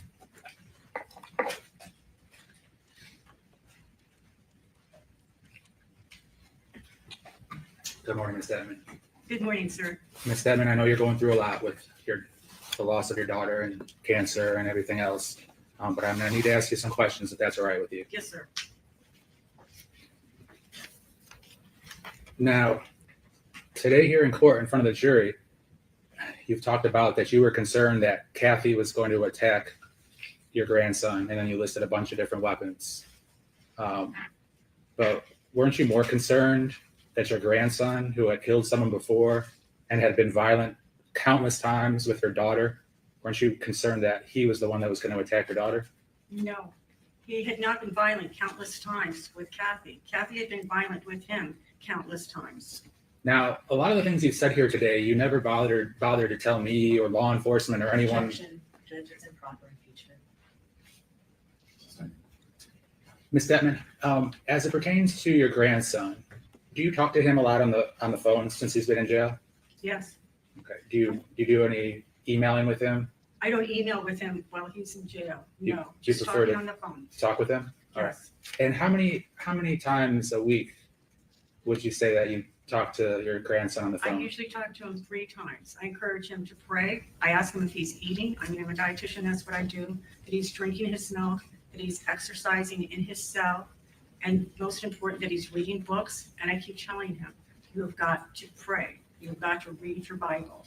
Now, I mean, this is an obvious question, but you love your grandson, correct? Yes, Your daughter is dead, clearly, yes, and she's not coming back, correct? no. Now, would you agree that you don't want to see the defendant have to Oh, go shit, to Bill. prison for a very long time? Is that correct? I don't want to see my grandson go to prison for something he didn't do. All right. Well, you couldn't make it any more crystal clear that you're up there and all your answers that you've given have been driven by you believing that the defendant, your grandson, didn't murder your daughter, correct? I am giving clear answers, sir, as to what happened. I know my daughter. That's why I didn't want her coming that day to the house without me being there. I wanted her to wait the next day so that maybe she could calm down a little bit. You know your grandson too, correct? Yes, And you know his history, correct? yes. Now, you say you know what happened, but you weren't there when it happened. No, I'm not saying that I know what happened. I know the possibility of what could have happened. I wasn't there, so I have no way of knowing. I just know the facts about Kathy, having lived with her and worked with her, even to try to maintain her sanity, to try to maintain that she could keep her job as a teacher, to try to maintain that she wasn't trying to slice herself and kill herself. Okay, And let's- not coming after my husband with a gun. Okay, let's talk a little bit more about Kathy. Now, it sounded like she had some mental problems. Is that correct? Yes, Now, you would probably agree that it didn't help that she got impregnated when she was just a child, correct? she was 13. She got impregnated when she ran away from the Hope House, and they found her in the hotel with her boyfriend. It didn't help that her father called her F bitches and that she was damaged goods, and he didn't want anything to do with her. Ma'am, it sounds like you're really quick to try to throw dirt on your dead daughter. Would you agree with that? No, not at all. My dead daughter did the best that she could. We have a problem in this country with addressing mental health. Yes, We all know yes. that. And that's what she had. She had mental health Yes. issues. At times, she was the True. greatest person on the world. All Very right. I intelligent. appreciate that, ma'am. I appreciate that. Now, your daughter worked as a teacher for many, many years, correct? Yes, she did. And her students loved her, correct? Yes, they did, for the most part. I mean, as with any teachers, you're going to have some students that, I mean, I'm an educator myself. You're going to have some students that don't. For the most part, yes. And she cared about her students, Yes, correct? she did. She had a passion and a love for teaching. Yes, she did. And she taught, predominantly she taught English, correct? Yes. And she cared so much about her students that at a certain point, she let one of her students move in when she was married to her ex-husband, Chuck, correct? Yes. And then unfortunately for your daughter, Chuck took advantage of this underage student, is what it's believed to have happened, correct? And Judge, I'm gonna object to the relevance of all this.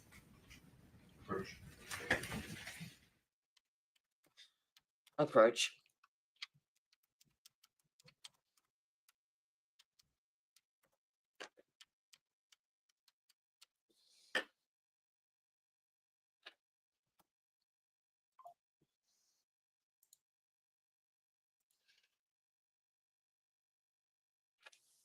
Right, whilst they're doing that, I have found this. And I can't read that for shit. Let me go back to the link. So I can see it.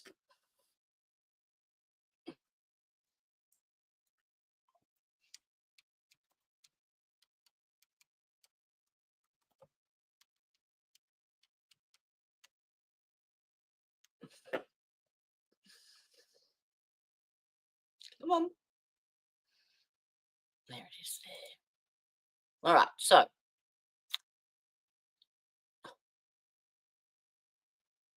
and of course I downloaded it, didn't I?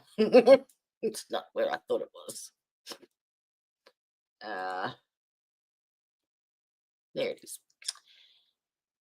That's better. Now I can see it. Zoom, zoom, zoom. You know what? It'd probably be easier, and then you might be able to read it if I shared this page.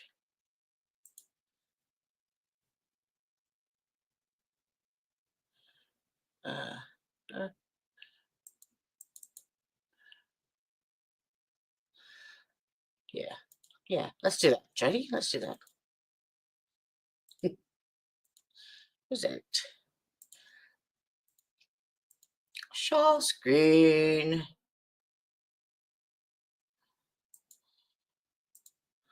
There we go. Add that to stage. Okay, that's better. You see that a bit better? Okay. Battered child syndrome as a defense.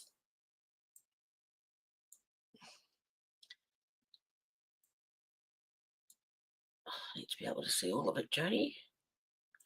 That helps. As a defense for red rum of abusive parenting. All right. Do victims of child abuse have some special justification for murdering their abusive parent? To date, 4 state Supreme Courts have taken on this issue with conflicting results. The term battered child syndrome has been adopted as a term of art in the medical community. Abused children are often abused by loved ones over a period of years. Because of this abuse, such children experience feelings of helplessness, fear, isolation, and low self-esteem. Battered children are psychologically dependent on their abusers, socially isolated, and fear punishment if they reveal the abuse. Such an abused child cannot imagine any alternatives such as escape. Hang on, let me just pause the court. 1 second. Oh, wrong one. Okay, I'll just read this and then we'll. Okay, where are we? In the 1980s, state Supreme Courts did not consider expert testimony on battered child syndrome relevant to the issue of self-defense. For example, the State Supreme Court of Wyoming denied the use of the battered child syndrome defense to a young man who murdered his father, arguing that the son was not in imminent danger from the abusive father at the time. Remember, that's part of the criteria to meet. You need to have the perception of imminent danger. Two justices dissented from this opinion, stating that the manner in which a battered child perceives his or her situation is, as it relates to self-defense, is an appropriate subject for expert testimony. In Indiana in 1988, a young man was found guilty of the murder of his parents. In his case, the state Supreme Court said that the fact that he was a victim of an abusive ongoing relationship did not, standing alone, support the self-defense instruction. Hang on. I need to move this screen over again. Oh, come on.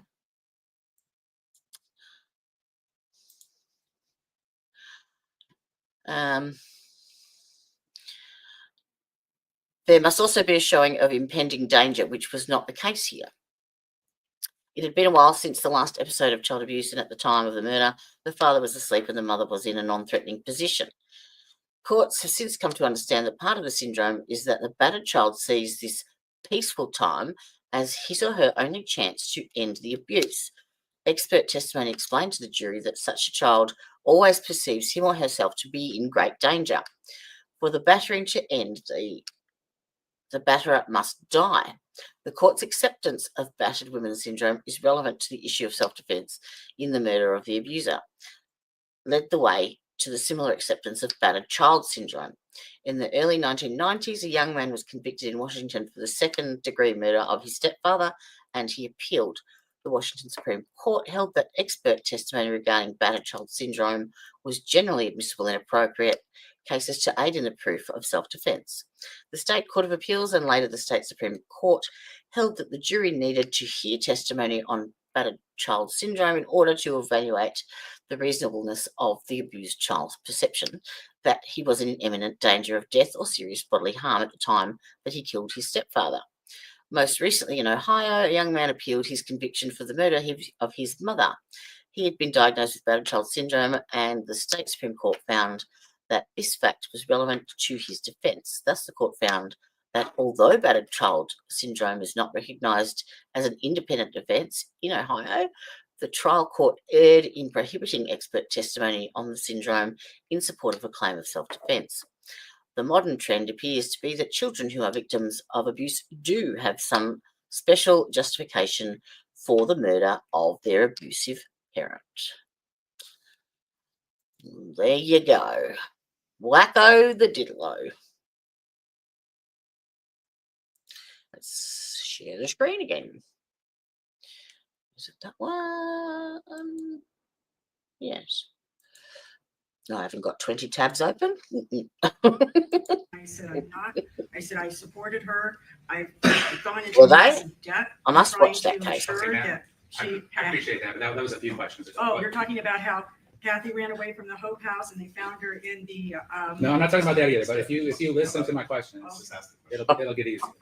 So we were talking about your daughter, that she was a very committed teacher and very committed to the youth of her classroom.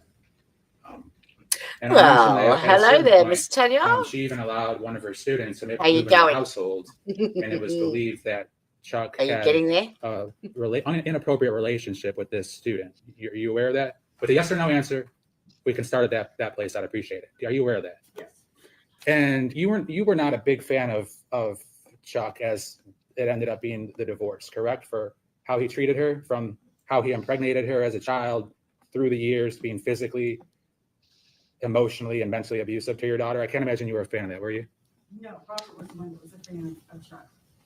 Now, ma'am, I understand that you hate your ex-husband. I don't hate him. Well, it sounds like you're throwing stuff about Robert in a lot. You just asked me if I was a fan, and I wanted to tell you who in the family was. I knew Chuck from the Your time Honor. he was. Step in. Oh, I'm sorry. That's the point. He gets to ask the I'm questions sorry. to elicit the information he's looking for. If additional information is needed, Ms. Thornhill or Mr. Hendry will make sure to address it. So just pay close attention to the question that's asked and try to answer just the question that's asked. I apologize. It's all right. Mr. Levine? Appreciate it. Ms. Stetman, as it pertains to your last piece of information that you provided, as it pertains to your husband, he hated Chuck for what Chuck did to his daughter, that being impregnating a little girl, correct? I'm not objecting to the relevance of, and to speculation about what Robert thought about Chuck. It's the same as well. Lucky Ms. you. Stetman, if I ask you a question that for your information, just please answer it, irrespective of your feelings about your ex-husband, all right? Now, at a certain point, Kathy got divorced from Chuck, correct? After years of unthinkable abuse, correct? Yes. Now, let's move on to a different subject matter. When your grandson lived in Oklahoma with his dad for about 3 years or so, at the end of that, your grandson wanted to come live with Kathy and actually was able to, correct? Yes. And Kathy was very happy about that, correct? Yes. And she felt that she had missed out, understandably so, on multiple years of her son's life, correct? Yes. And she was trying to fix or make your grandson's life better. She was trying to improve his lifestyle. Yes.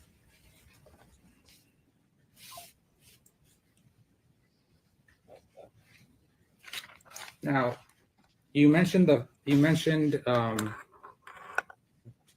described it as a fight in Port Charlotte where law enforcement came because you said your daughter was beating Collin with a belt and made him do sit-ups and push-ups. You remember that? I did push-ups and I took away the sit-ups. It was push-ups and putting the weights above his head and running in place. Okay, thanks for clarifying that.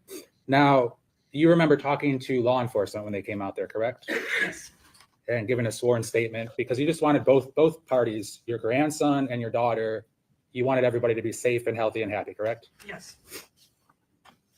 Now, Ms. Edmond, as to the root of what the issue was that night, do you remember telling the deputy that the three of you were at the dining room table and Susan had Collin seated down and Kathy told Collin that she would be implementing new parenting rules and Collin would be having his Xbox, his cell phone, and other items taken away as disciplinary action due to him being disrespectful to her.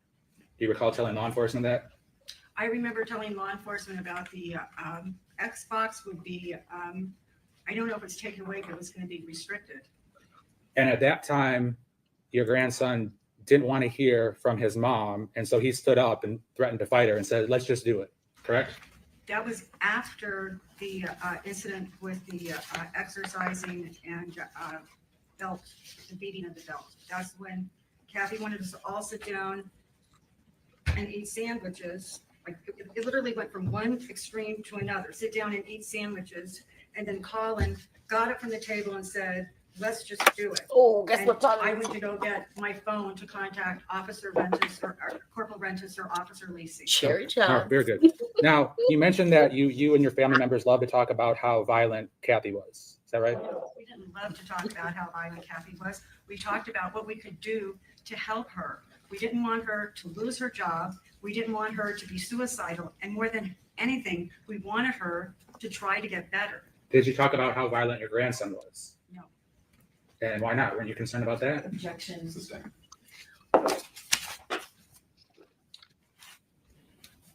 Now, you were concerned about where the defendant would live, correct? In terms of who he might hurt, whether he lived with you and your husband, Nikki, or if he lived with Kathy. My husband did not want Collin to live with us because he said that if Collin lived with us, Kathy would be over at the house and he didn't want to have to deal with Kathy. Ma'am, didn't Nikki say he didn't want Collin to live with them because he was afraid that Collin might kill you or kill him? No.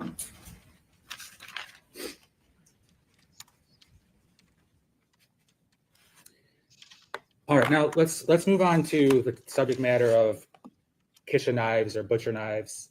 Do you tell the jury about the time when you noticed that there was a knife missing from your residence there in Auburndale, and you were trying to figure out who stole the knife or who took the knife? Yes, there was a small knife with a blade like this that I bought at the dollar store, which is now like the $1.29 store, and it had a protective cover on it, and it wasn't in the drawer with the rest of the knives and silverware. And did you find out eventually that your grandson had taken the knife? Yes. And he basically told you he just needed it just in case and did not elaborate on what he was going to do with it? He said he just needed it. Now, at that time also, Kathy made it explicitly clear to you that she was afraid that the defendant might hurt her, correct? Not at that time, it was later. And there was multiple times when Kathy let you know that she was afraid for your safety and for her own safety. Yes.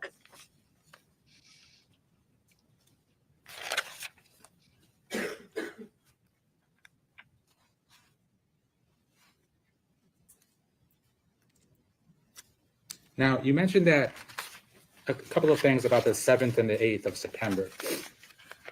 You mentioned that Collin told you that he didn't have a phone with him on the 7th. Is that correct? Yes. Were you aware that he did have his cell phone with him and it was in his car? So his cell phone had been turned off by his mother. She used to do that anytime she'd kick him out. She'd turn the cell phone off. In fact, it's in the records that she turned it off, and she turned it on, and she turned it off. And you mentioned that the sliding door, that it had no lock on. Is that correct? He had adapted the sliding door for a doggy door so Freddie could go in and out when he was staying in Armandale on Acid House. And so it did not have a locking mechanism. You could close the door, but you couldn't lock it. And so that's how you mentioned that your grandson was able to get into your house on the 7th? Mm-hmm. Oh, but what the front door was, I don't believe in locks. I've been burglarized and the burglars got in quicker than I could find my lock. I don't lock things. Okay. Now, your response when this was going on, when law enforcement made contact with you, was that you didn't know that Collin was a psychopathic killer, correct? I never said that. Never. If I may approach these, Your Honor.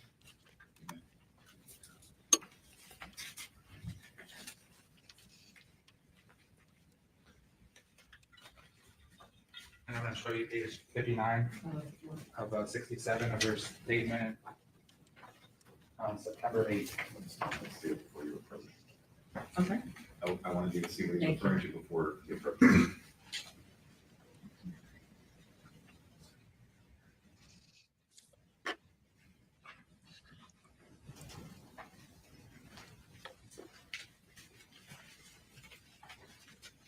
And if you could just take your time and read the highlighted portion to yourself. For one thing, I don't use words like stupid, Colin. I would never say that. Oh, man. He just wants you to Oh, do that to okay. yourself. Oh, I'm sorry. That's right. That's right.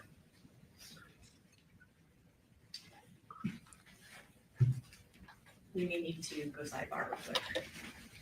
Have you finished reading it? Yes, uh-huh. Approach sidebar, please.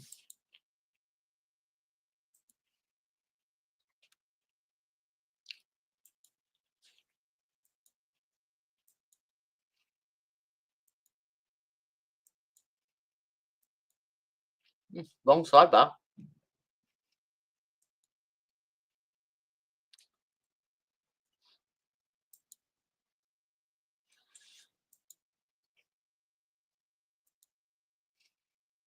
Oh dear. Now we're caught up.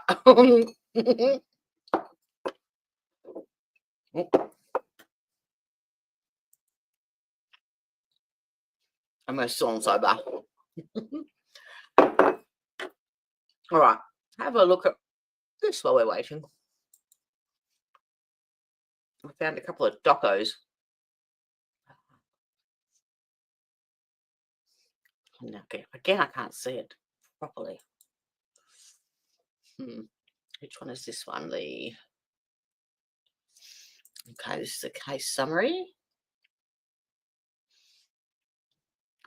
It's just basically saying,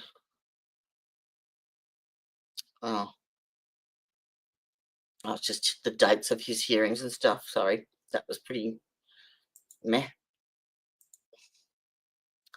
Let's have a look at the other one. I think I've got.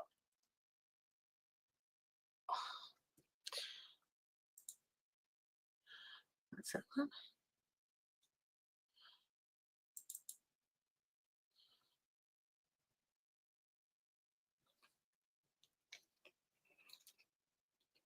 All right, I'm going to share the screen because you can't see that.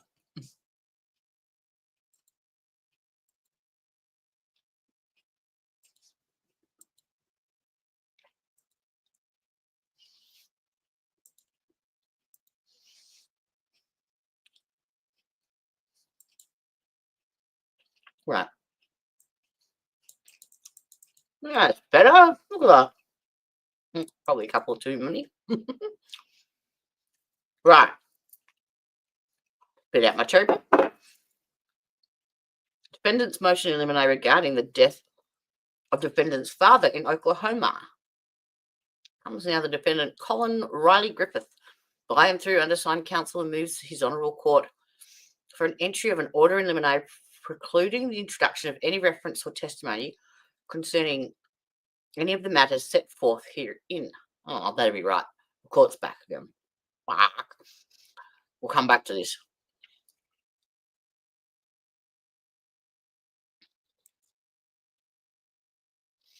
I have to share the screen again.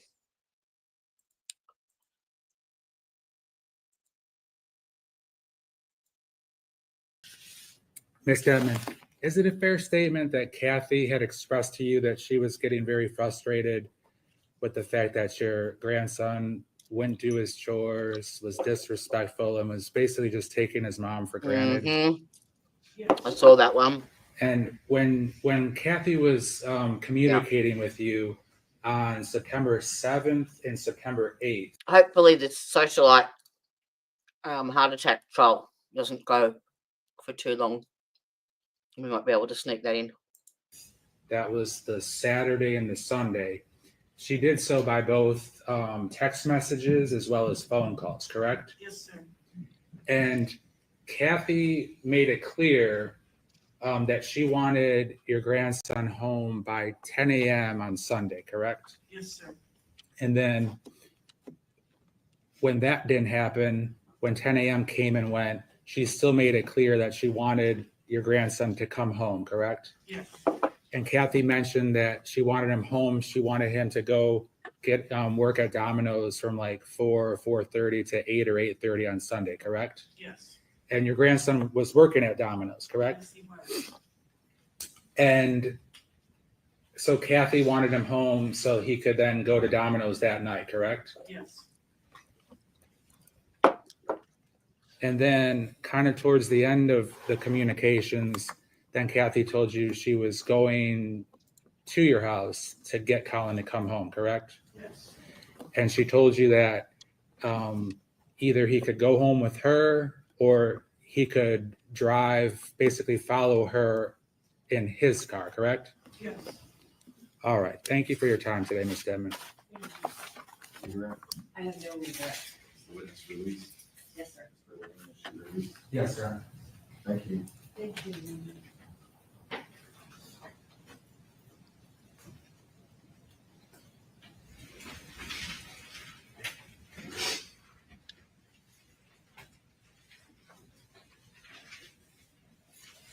Any other witnesses or other evidence you wish to present? No, sir. Any rests? Will there be any rebuttal, Mr. Levine? Oh, No, is Your Honor. that the defense resting? Ladies and gentlemen, the Oh, one moment. One moment. You know what we have to do? It's compulsory. Where is it? Come on. There it is.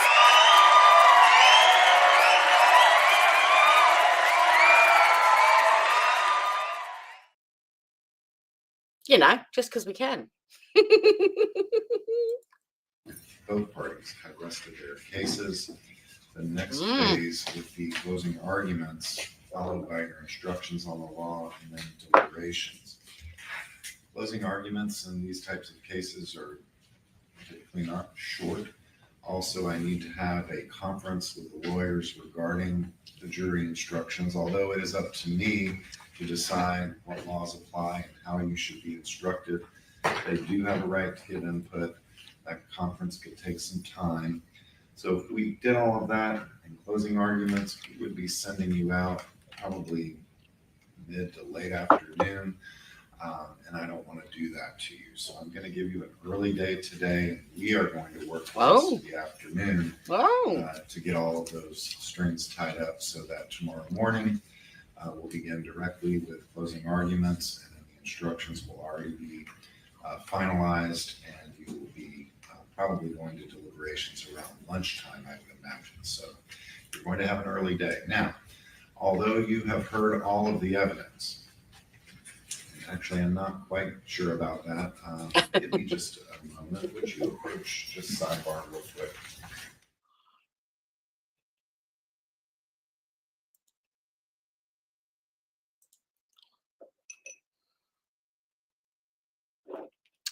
What was I looking for? So they're going to do jury instructions now. Let me see if I can find the socialite, because there was nothing on Our schedule, ladies and gentlemen. So before when I checked it dismiss you, earlier. I just need a few minutes with the lawyers outside your presence. So if you would just wait for us in the hallway for a moment. All rise, please. Mm-hmm.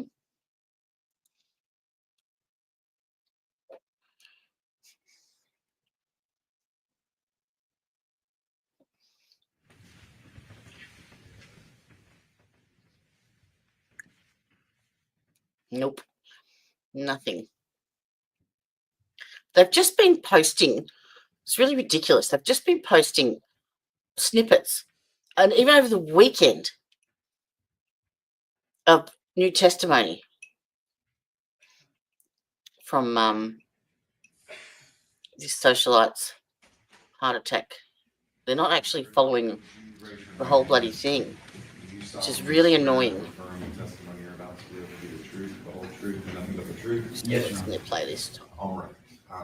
I did not ask you about whether or not you wanted to give testimony in this case, so I need to talk to you about that. I assume, based on your lawyer having rested, that you did not want to No, testify. there's nothing new out. Correct? No, Your Honor. Nothing that I can Correct, or no, see. you did not want to testify. I did not want to testify, Your Honor. And have you talked about that with your lawyers today? Yes, Have you talked about it with them on more than one occasion? several, yes. And did they answer any questions you had about whether or not you should testify and address any concerns you had about doing one thing or the other? Yes, Your Honor. All right. And do you need any more time with them before you answer my question in a few minutes about whether this is your final decision? Do you need any more time with them?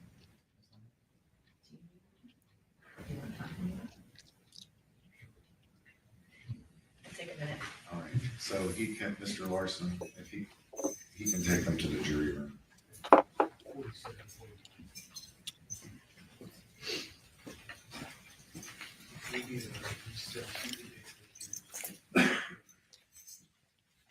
No, nothing.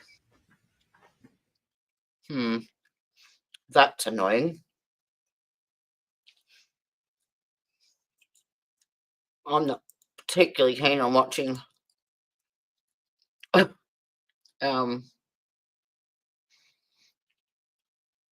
jury instructions, unless anyone really wants to. Let me see. Oh.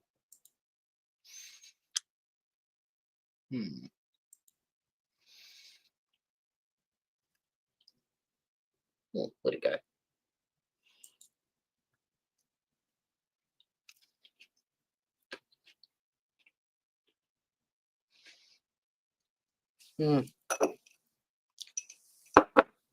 Megan Boswell trial is in jury selection. You can play a little preview if you like. So see if that sounds interesting.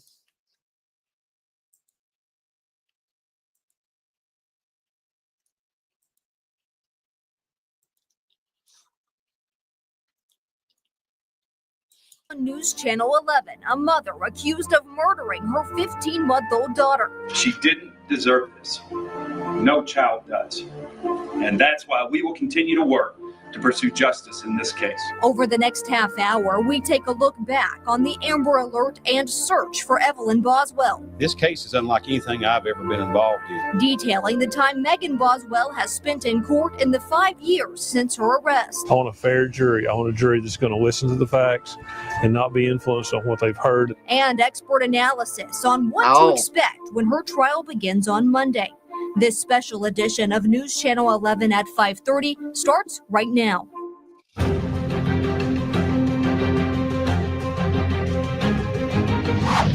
Good evening, and thank you for joining us for this News Channel 11 special report. Next week, the long-awaited trial of Megan Boswell for the murder of her daughter, Evelyn Boswell. Evelyn was at the center of an Amber Alert that caught the attention of Northeast Tennessee and beyond. The trial is set to begin next Monday, February 3rd, and is expected to last anywhere from 2 to 4 weeks.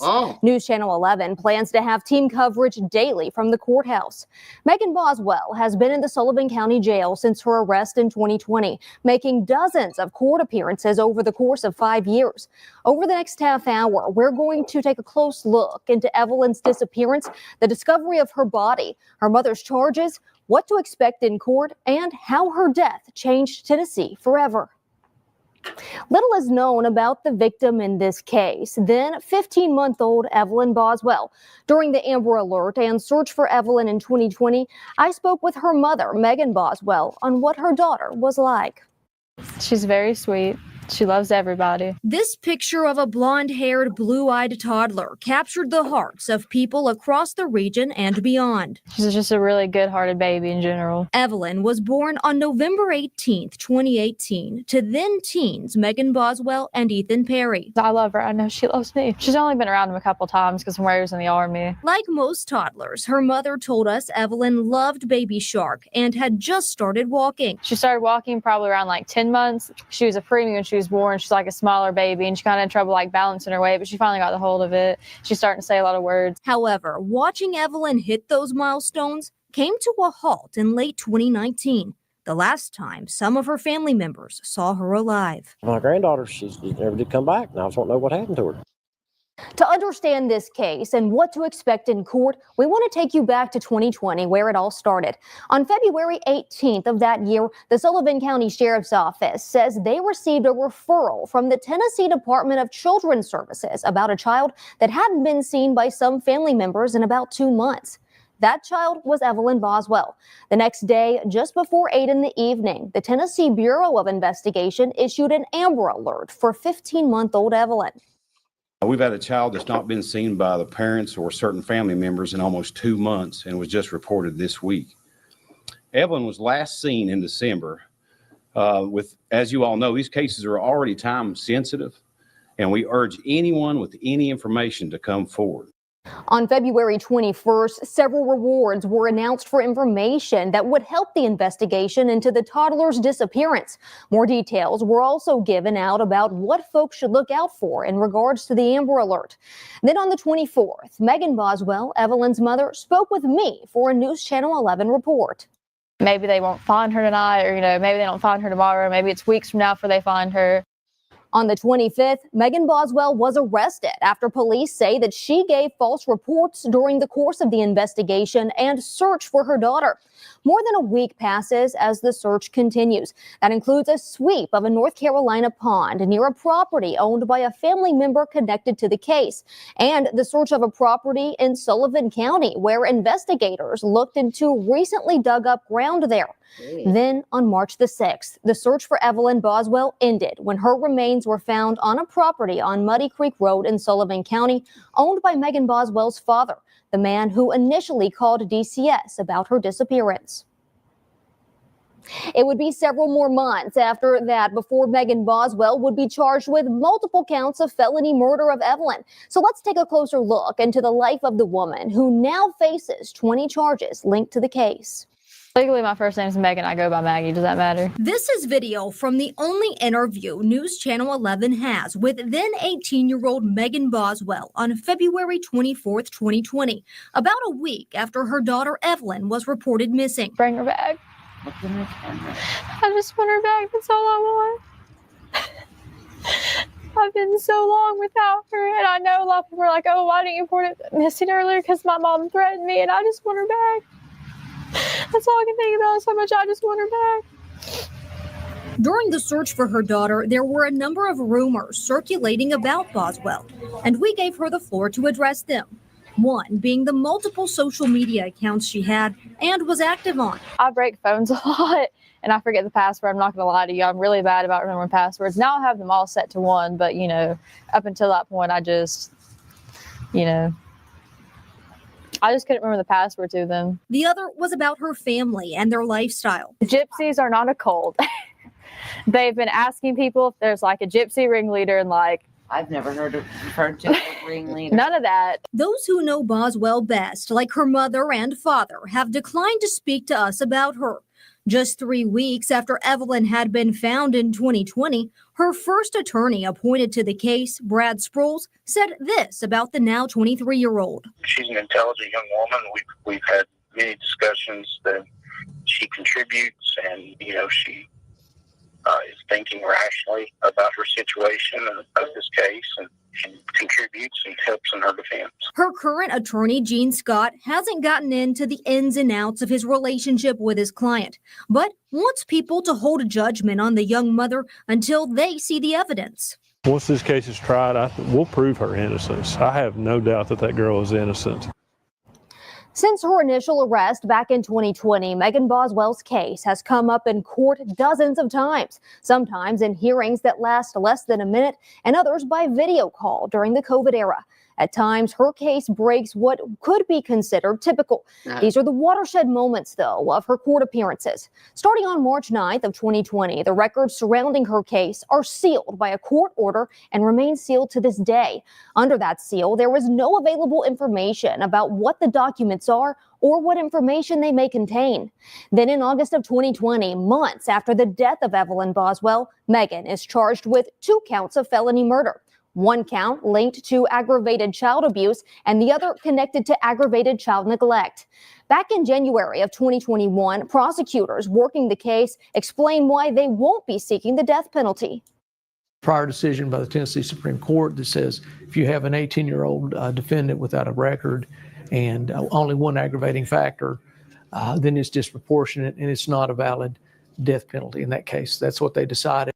Boswell's initial trial date was set for September of 2022, but issues with evidence processing from the Tennessee Bureau of Investigation and conflict with her first court-appointed attorney, Brad Sproles, led to the first of several trial delays. Boswell would eventually switch from Sproles to a separate public defender. That's her current attorney, Gene Scott. That was back in October of 2022. Sproles spoke with News Channel 11 at the time about leaving the case. An attorney gets to the point where they can't be effective, it's our responsibility to bring that to the court's attention. In June of 2024, Boswell was served with a new indictment charging her with first-degree murder. This new charge alleges that Evelyn's death was premeditated and intentional. The new count is in addition to her 2 previous felony murder charges. Questionnaires for potential jurors were finalized late last year, and jury selection for the trial is expected to begin on Monday. That's when the entire community will wait to see Boswell's fate that's hung in the balance for half a decade. Ahead in this News Channel 11 special report, real expectations from precedent-setting attorneys. I speak with experts to break down what to expect when this trial begins. That's after the break.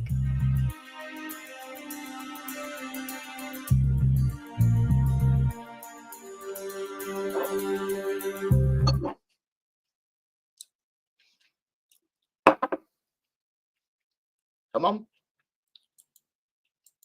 That's a break. There was one other on this channel. Hang on.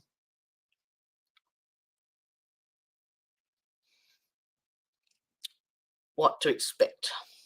After years of waiting, next week, Megan Boswell will step into a Sullivan County courtroom for her trial that's been years in the making.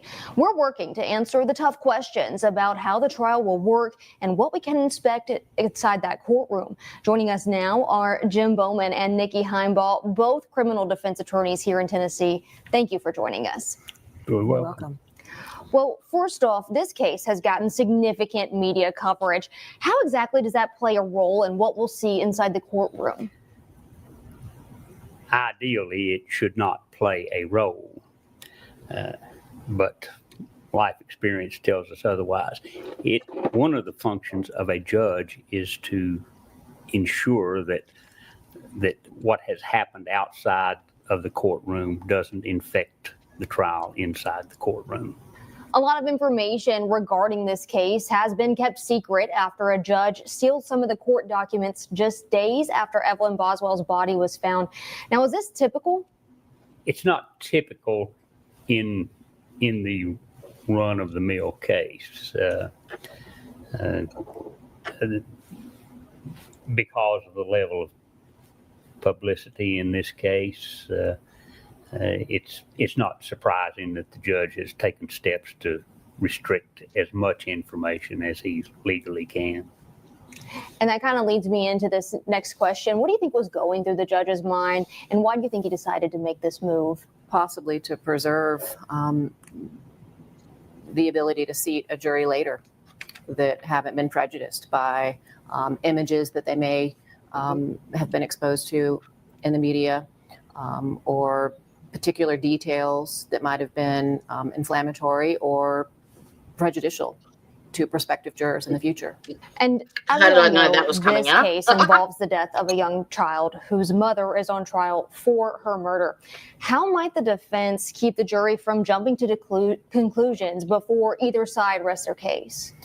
I think that the jury selection process can be very involved, and trying to get at the root of keeping people from reaching early conclusions and agreeing to withhold judgment until they've actually heard all of the evidence. And so there's a great opportunity during jury selection to pursue that kind of questioning. Trials like that go on for that long.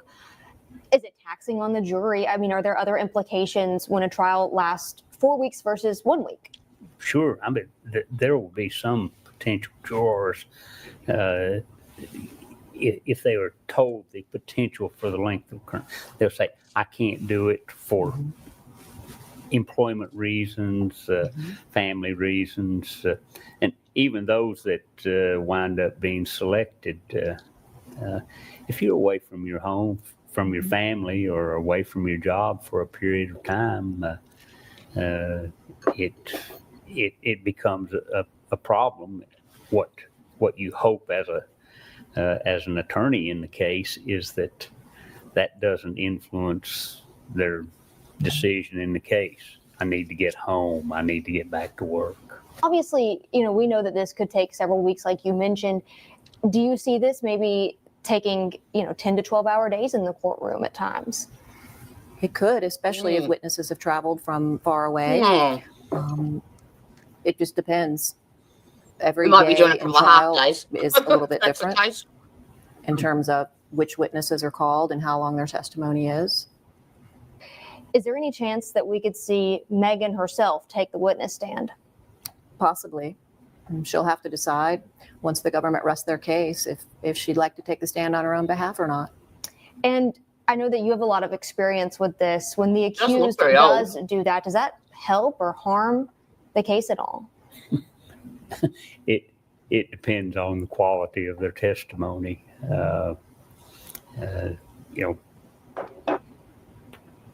Some defendants do an excellent job telling their story, and others. Well, they're currently in jury selection now, so I'm tipping it'll start tomorrow. And hopefully tomorrow it'll just be closing arguments and verdict watch for Griffith trial. And I can't find anything on the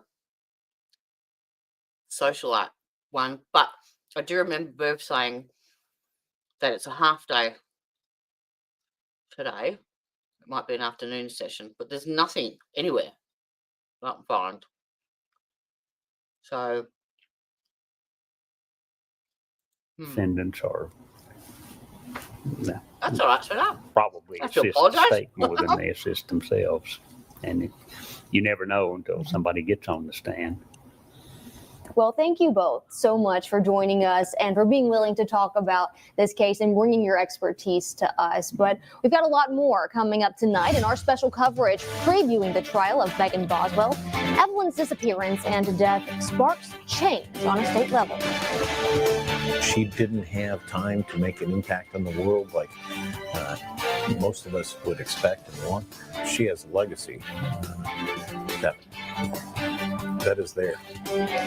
The actions lawmakers took to make sure that other communities never have another case like this one. We'll explain how Evelyn's Law works straight ahead. Evelyn's Law. Well, that's the only two things I could find on her so far.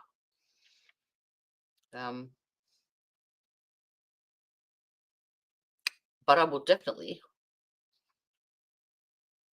keeping my eye open.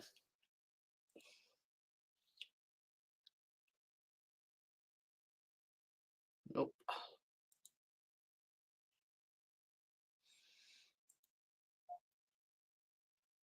No. All right. Well,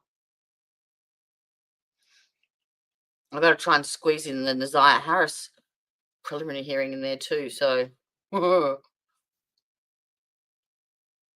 that's all right. We'll make it work. We'll make it work. All right. Yeah, they're doing jury instructions. Yeah, so hopefully when they come back tomorrow, let's stop that now. Hopefully when they come back, so they've excused the jury for the day now. So, yeah, doing jury instructions, then tomorrow closing arguments, verdict watch.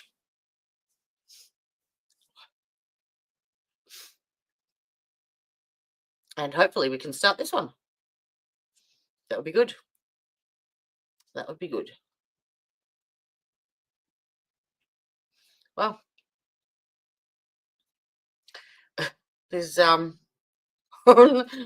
not a great deal more I can show you. Plus, I've got to do a few little tidbits ready to start tomorrow's. Oh shoot! Tandem True Crime tomorrow. We'll have to start it Wednesday. Me sorry. Oh Lord, I got too many fingers and too many pies.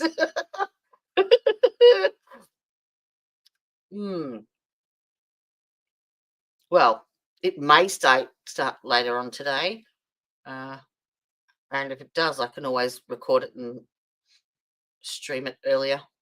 I'll find a way around it, don't you worry. Where there's a will, there's a way. All right then, my lovelies. Teresa, are you back before I say goodbye? 15 minutes. How long have we been going for? Yeah, 2:15. That's plenty. All right then.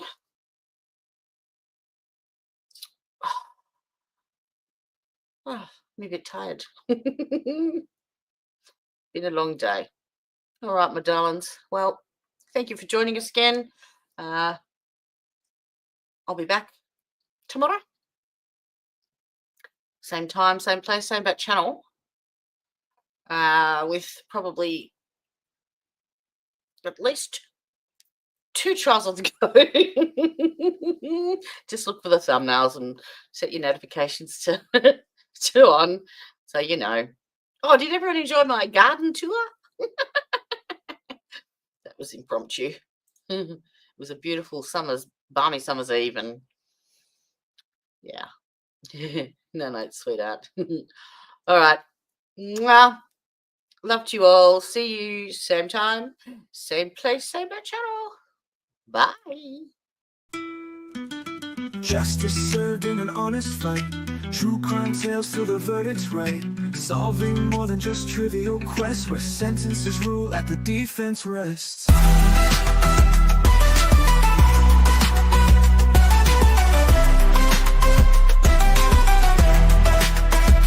Justice served in an honest fight. True crime tales till the verdict's right. Solving more than just trivial quests, where sentences rule and the defense rests.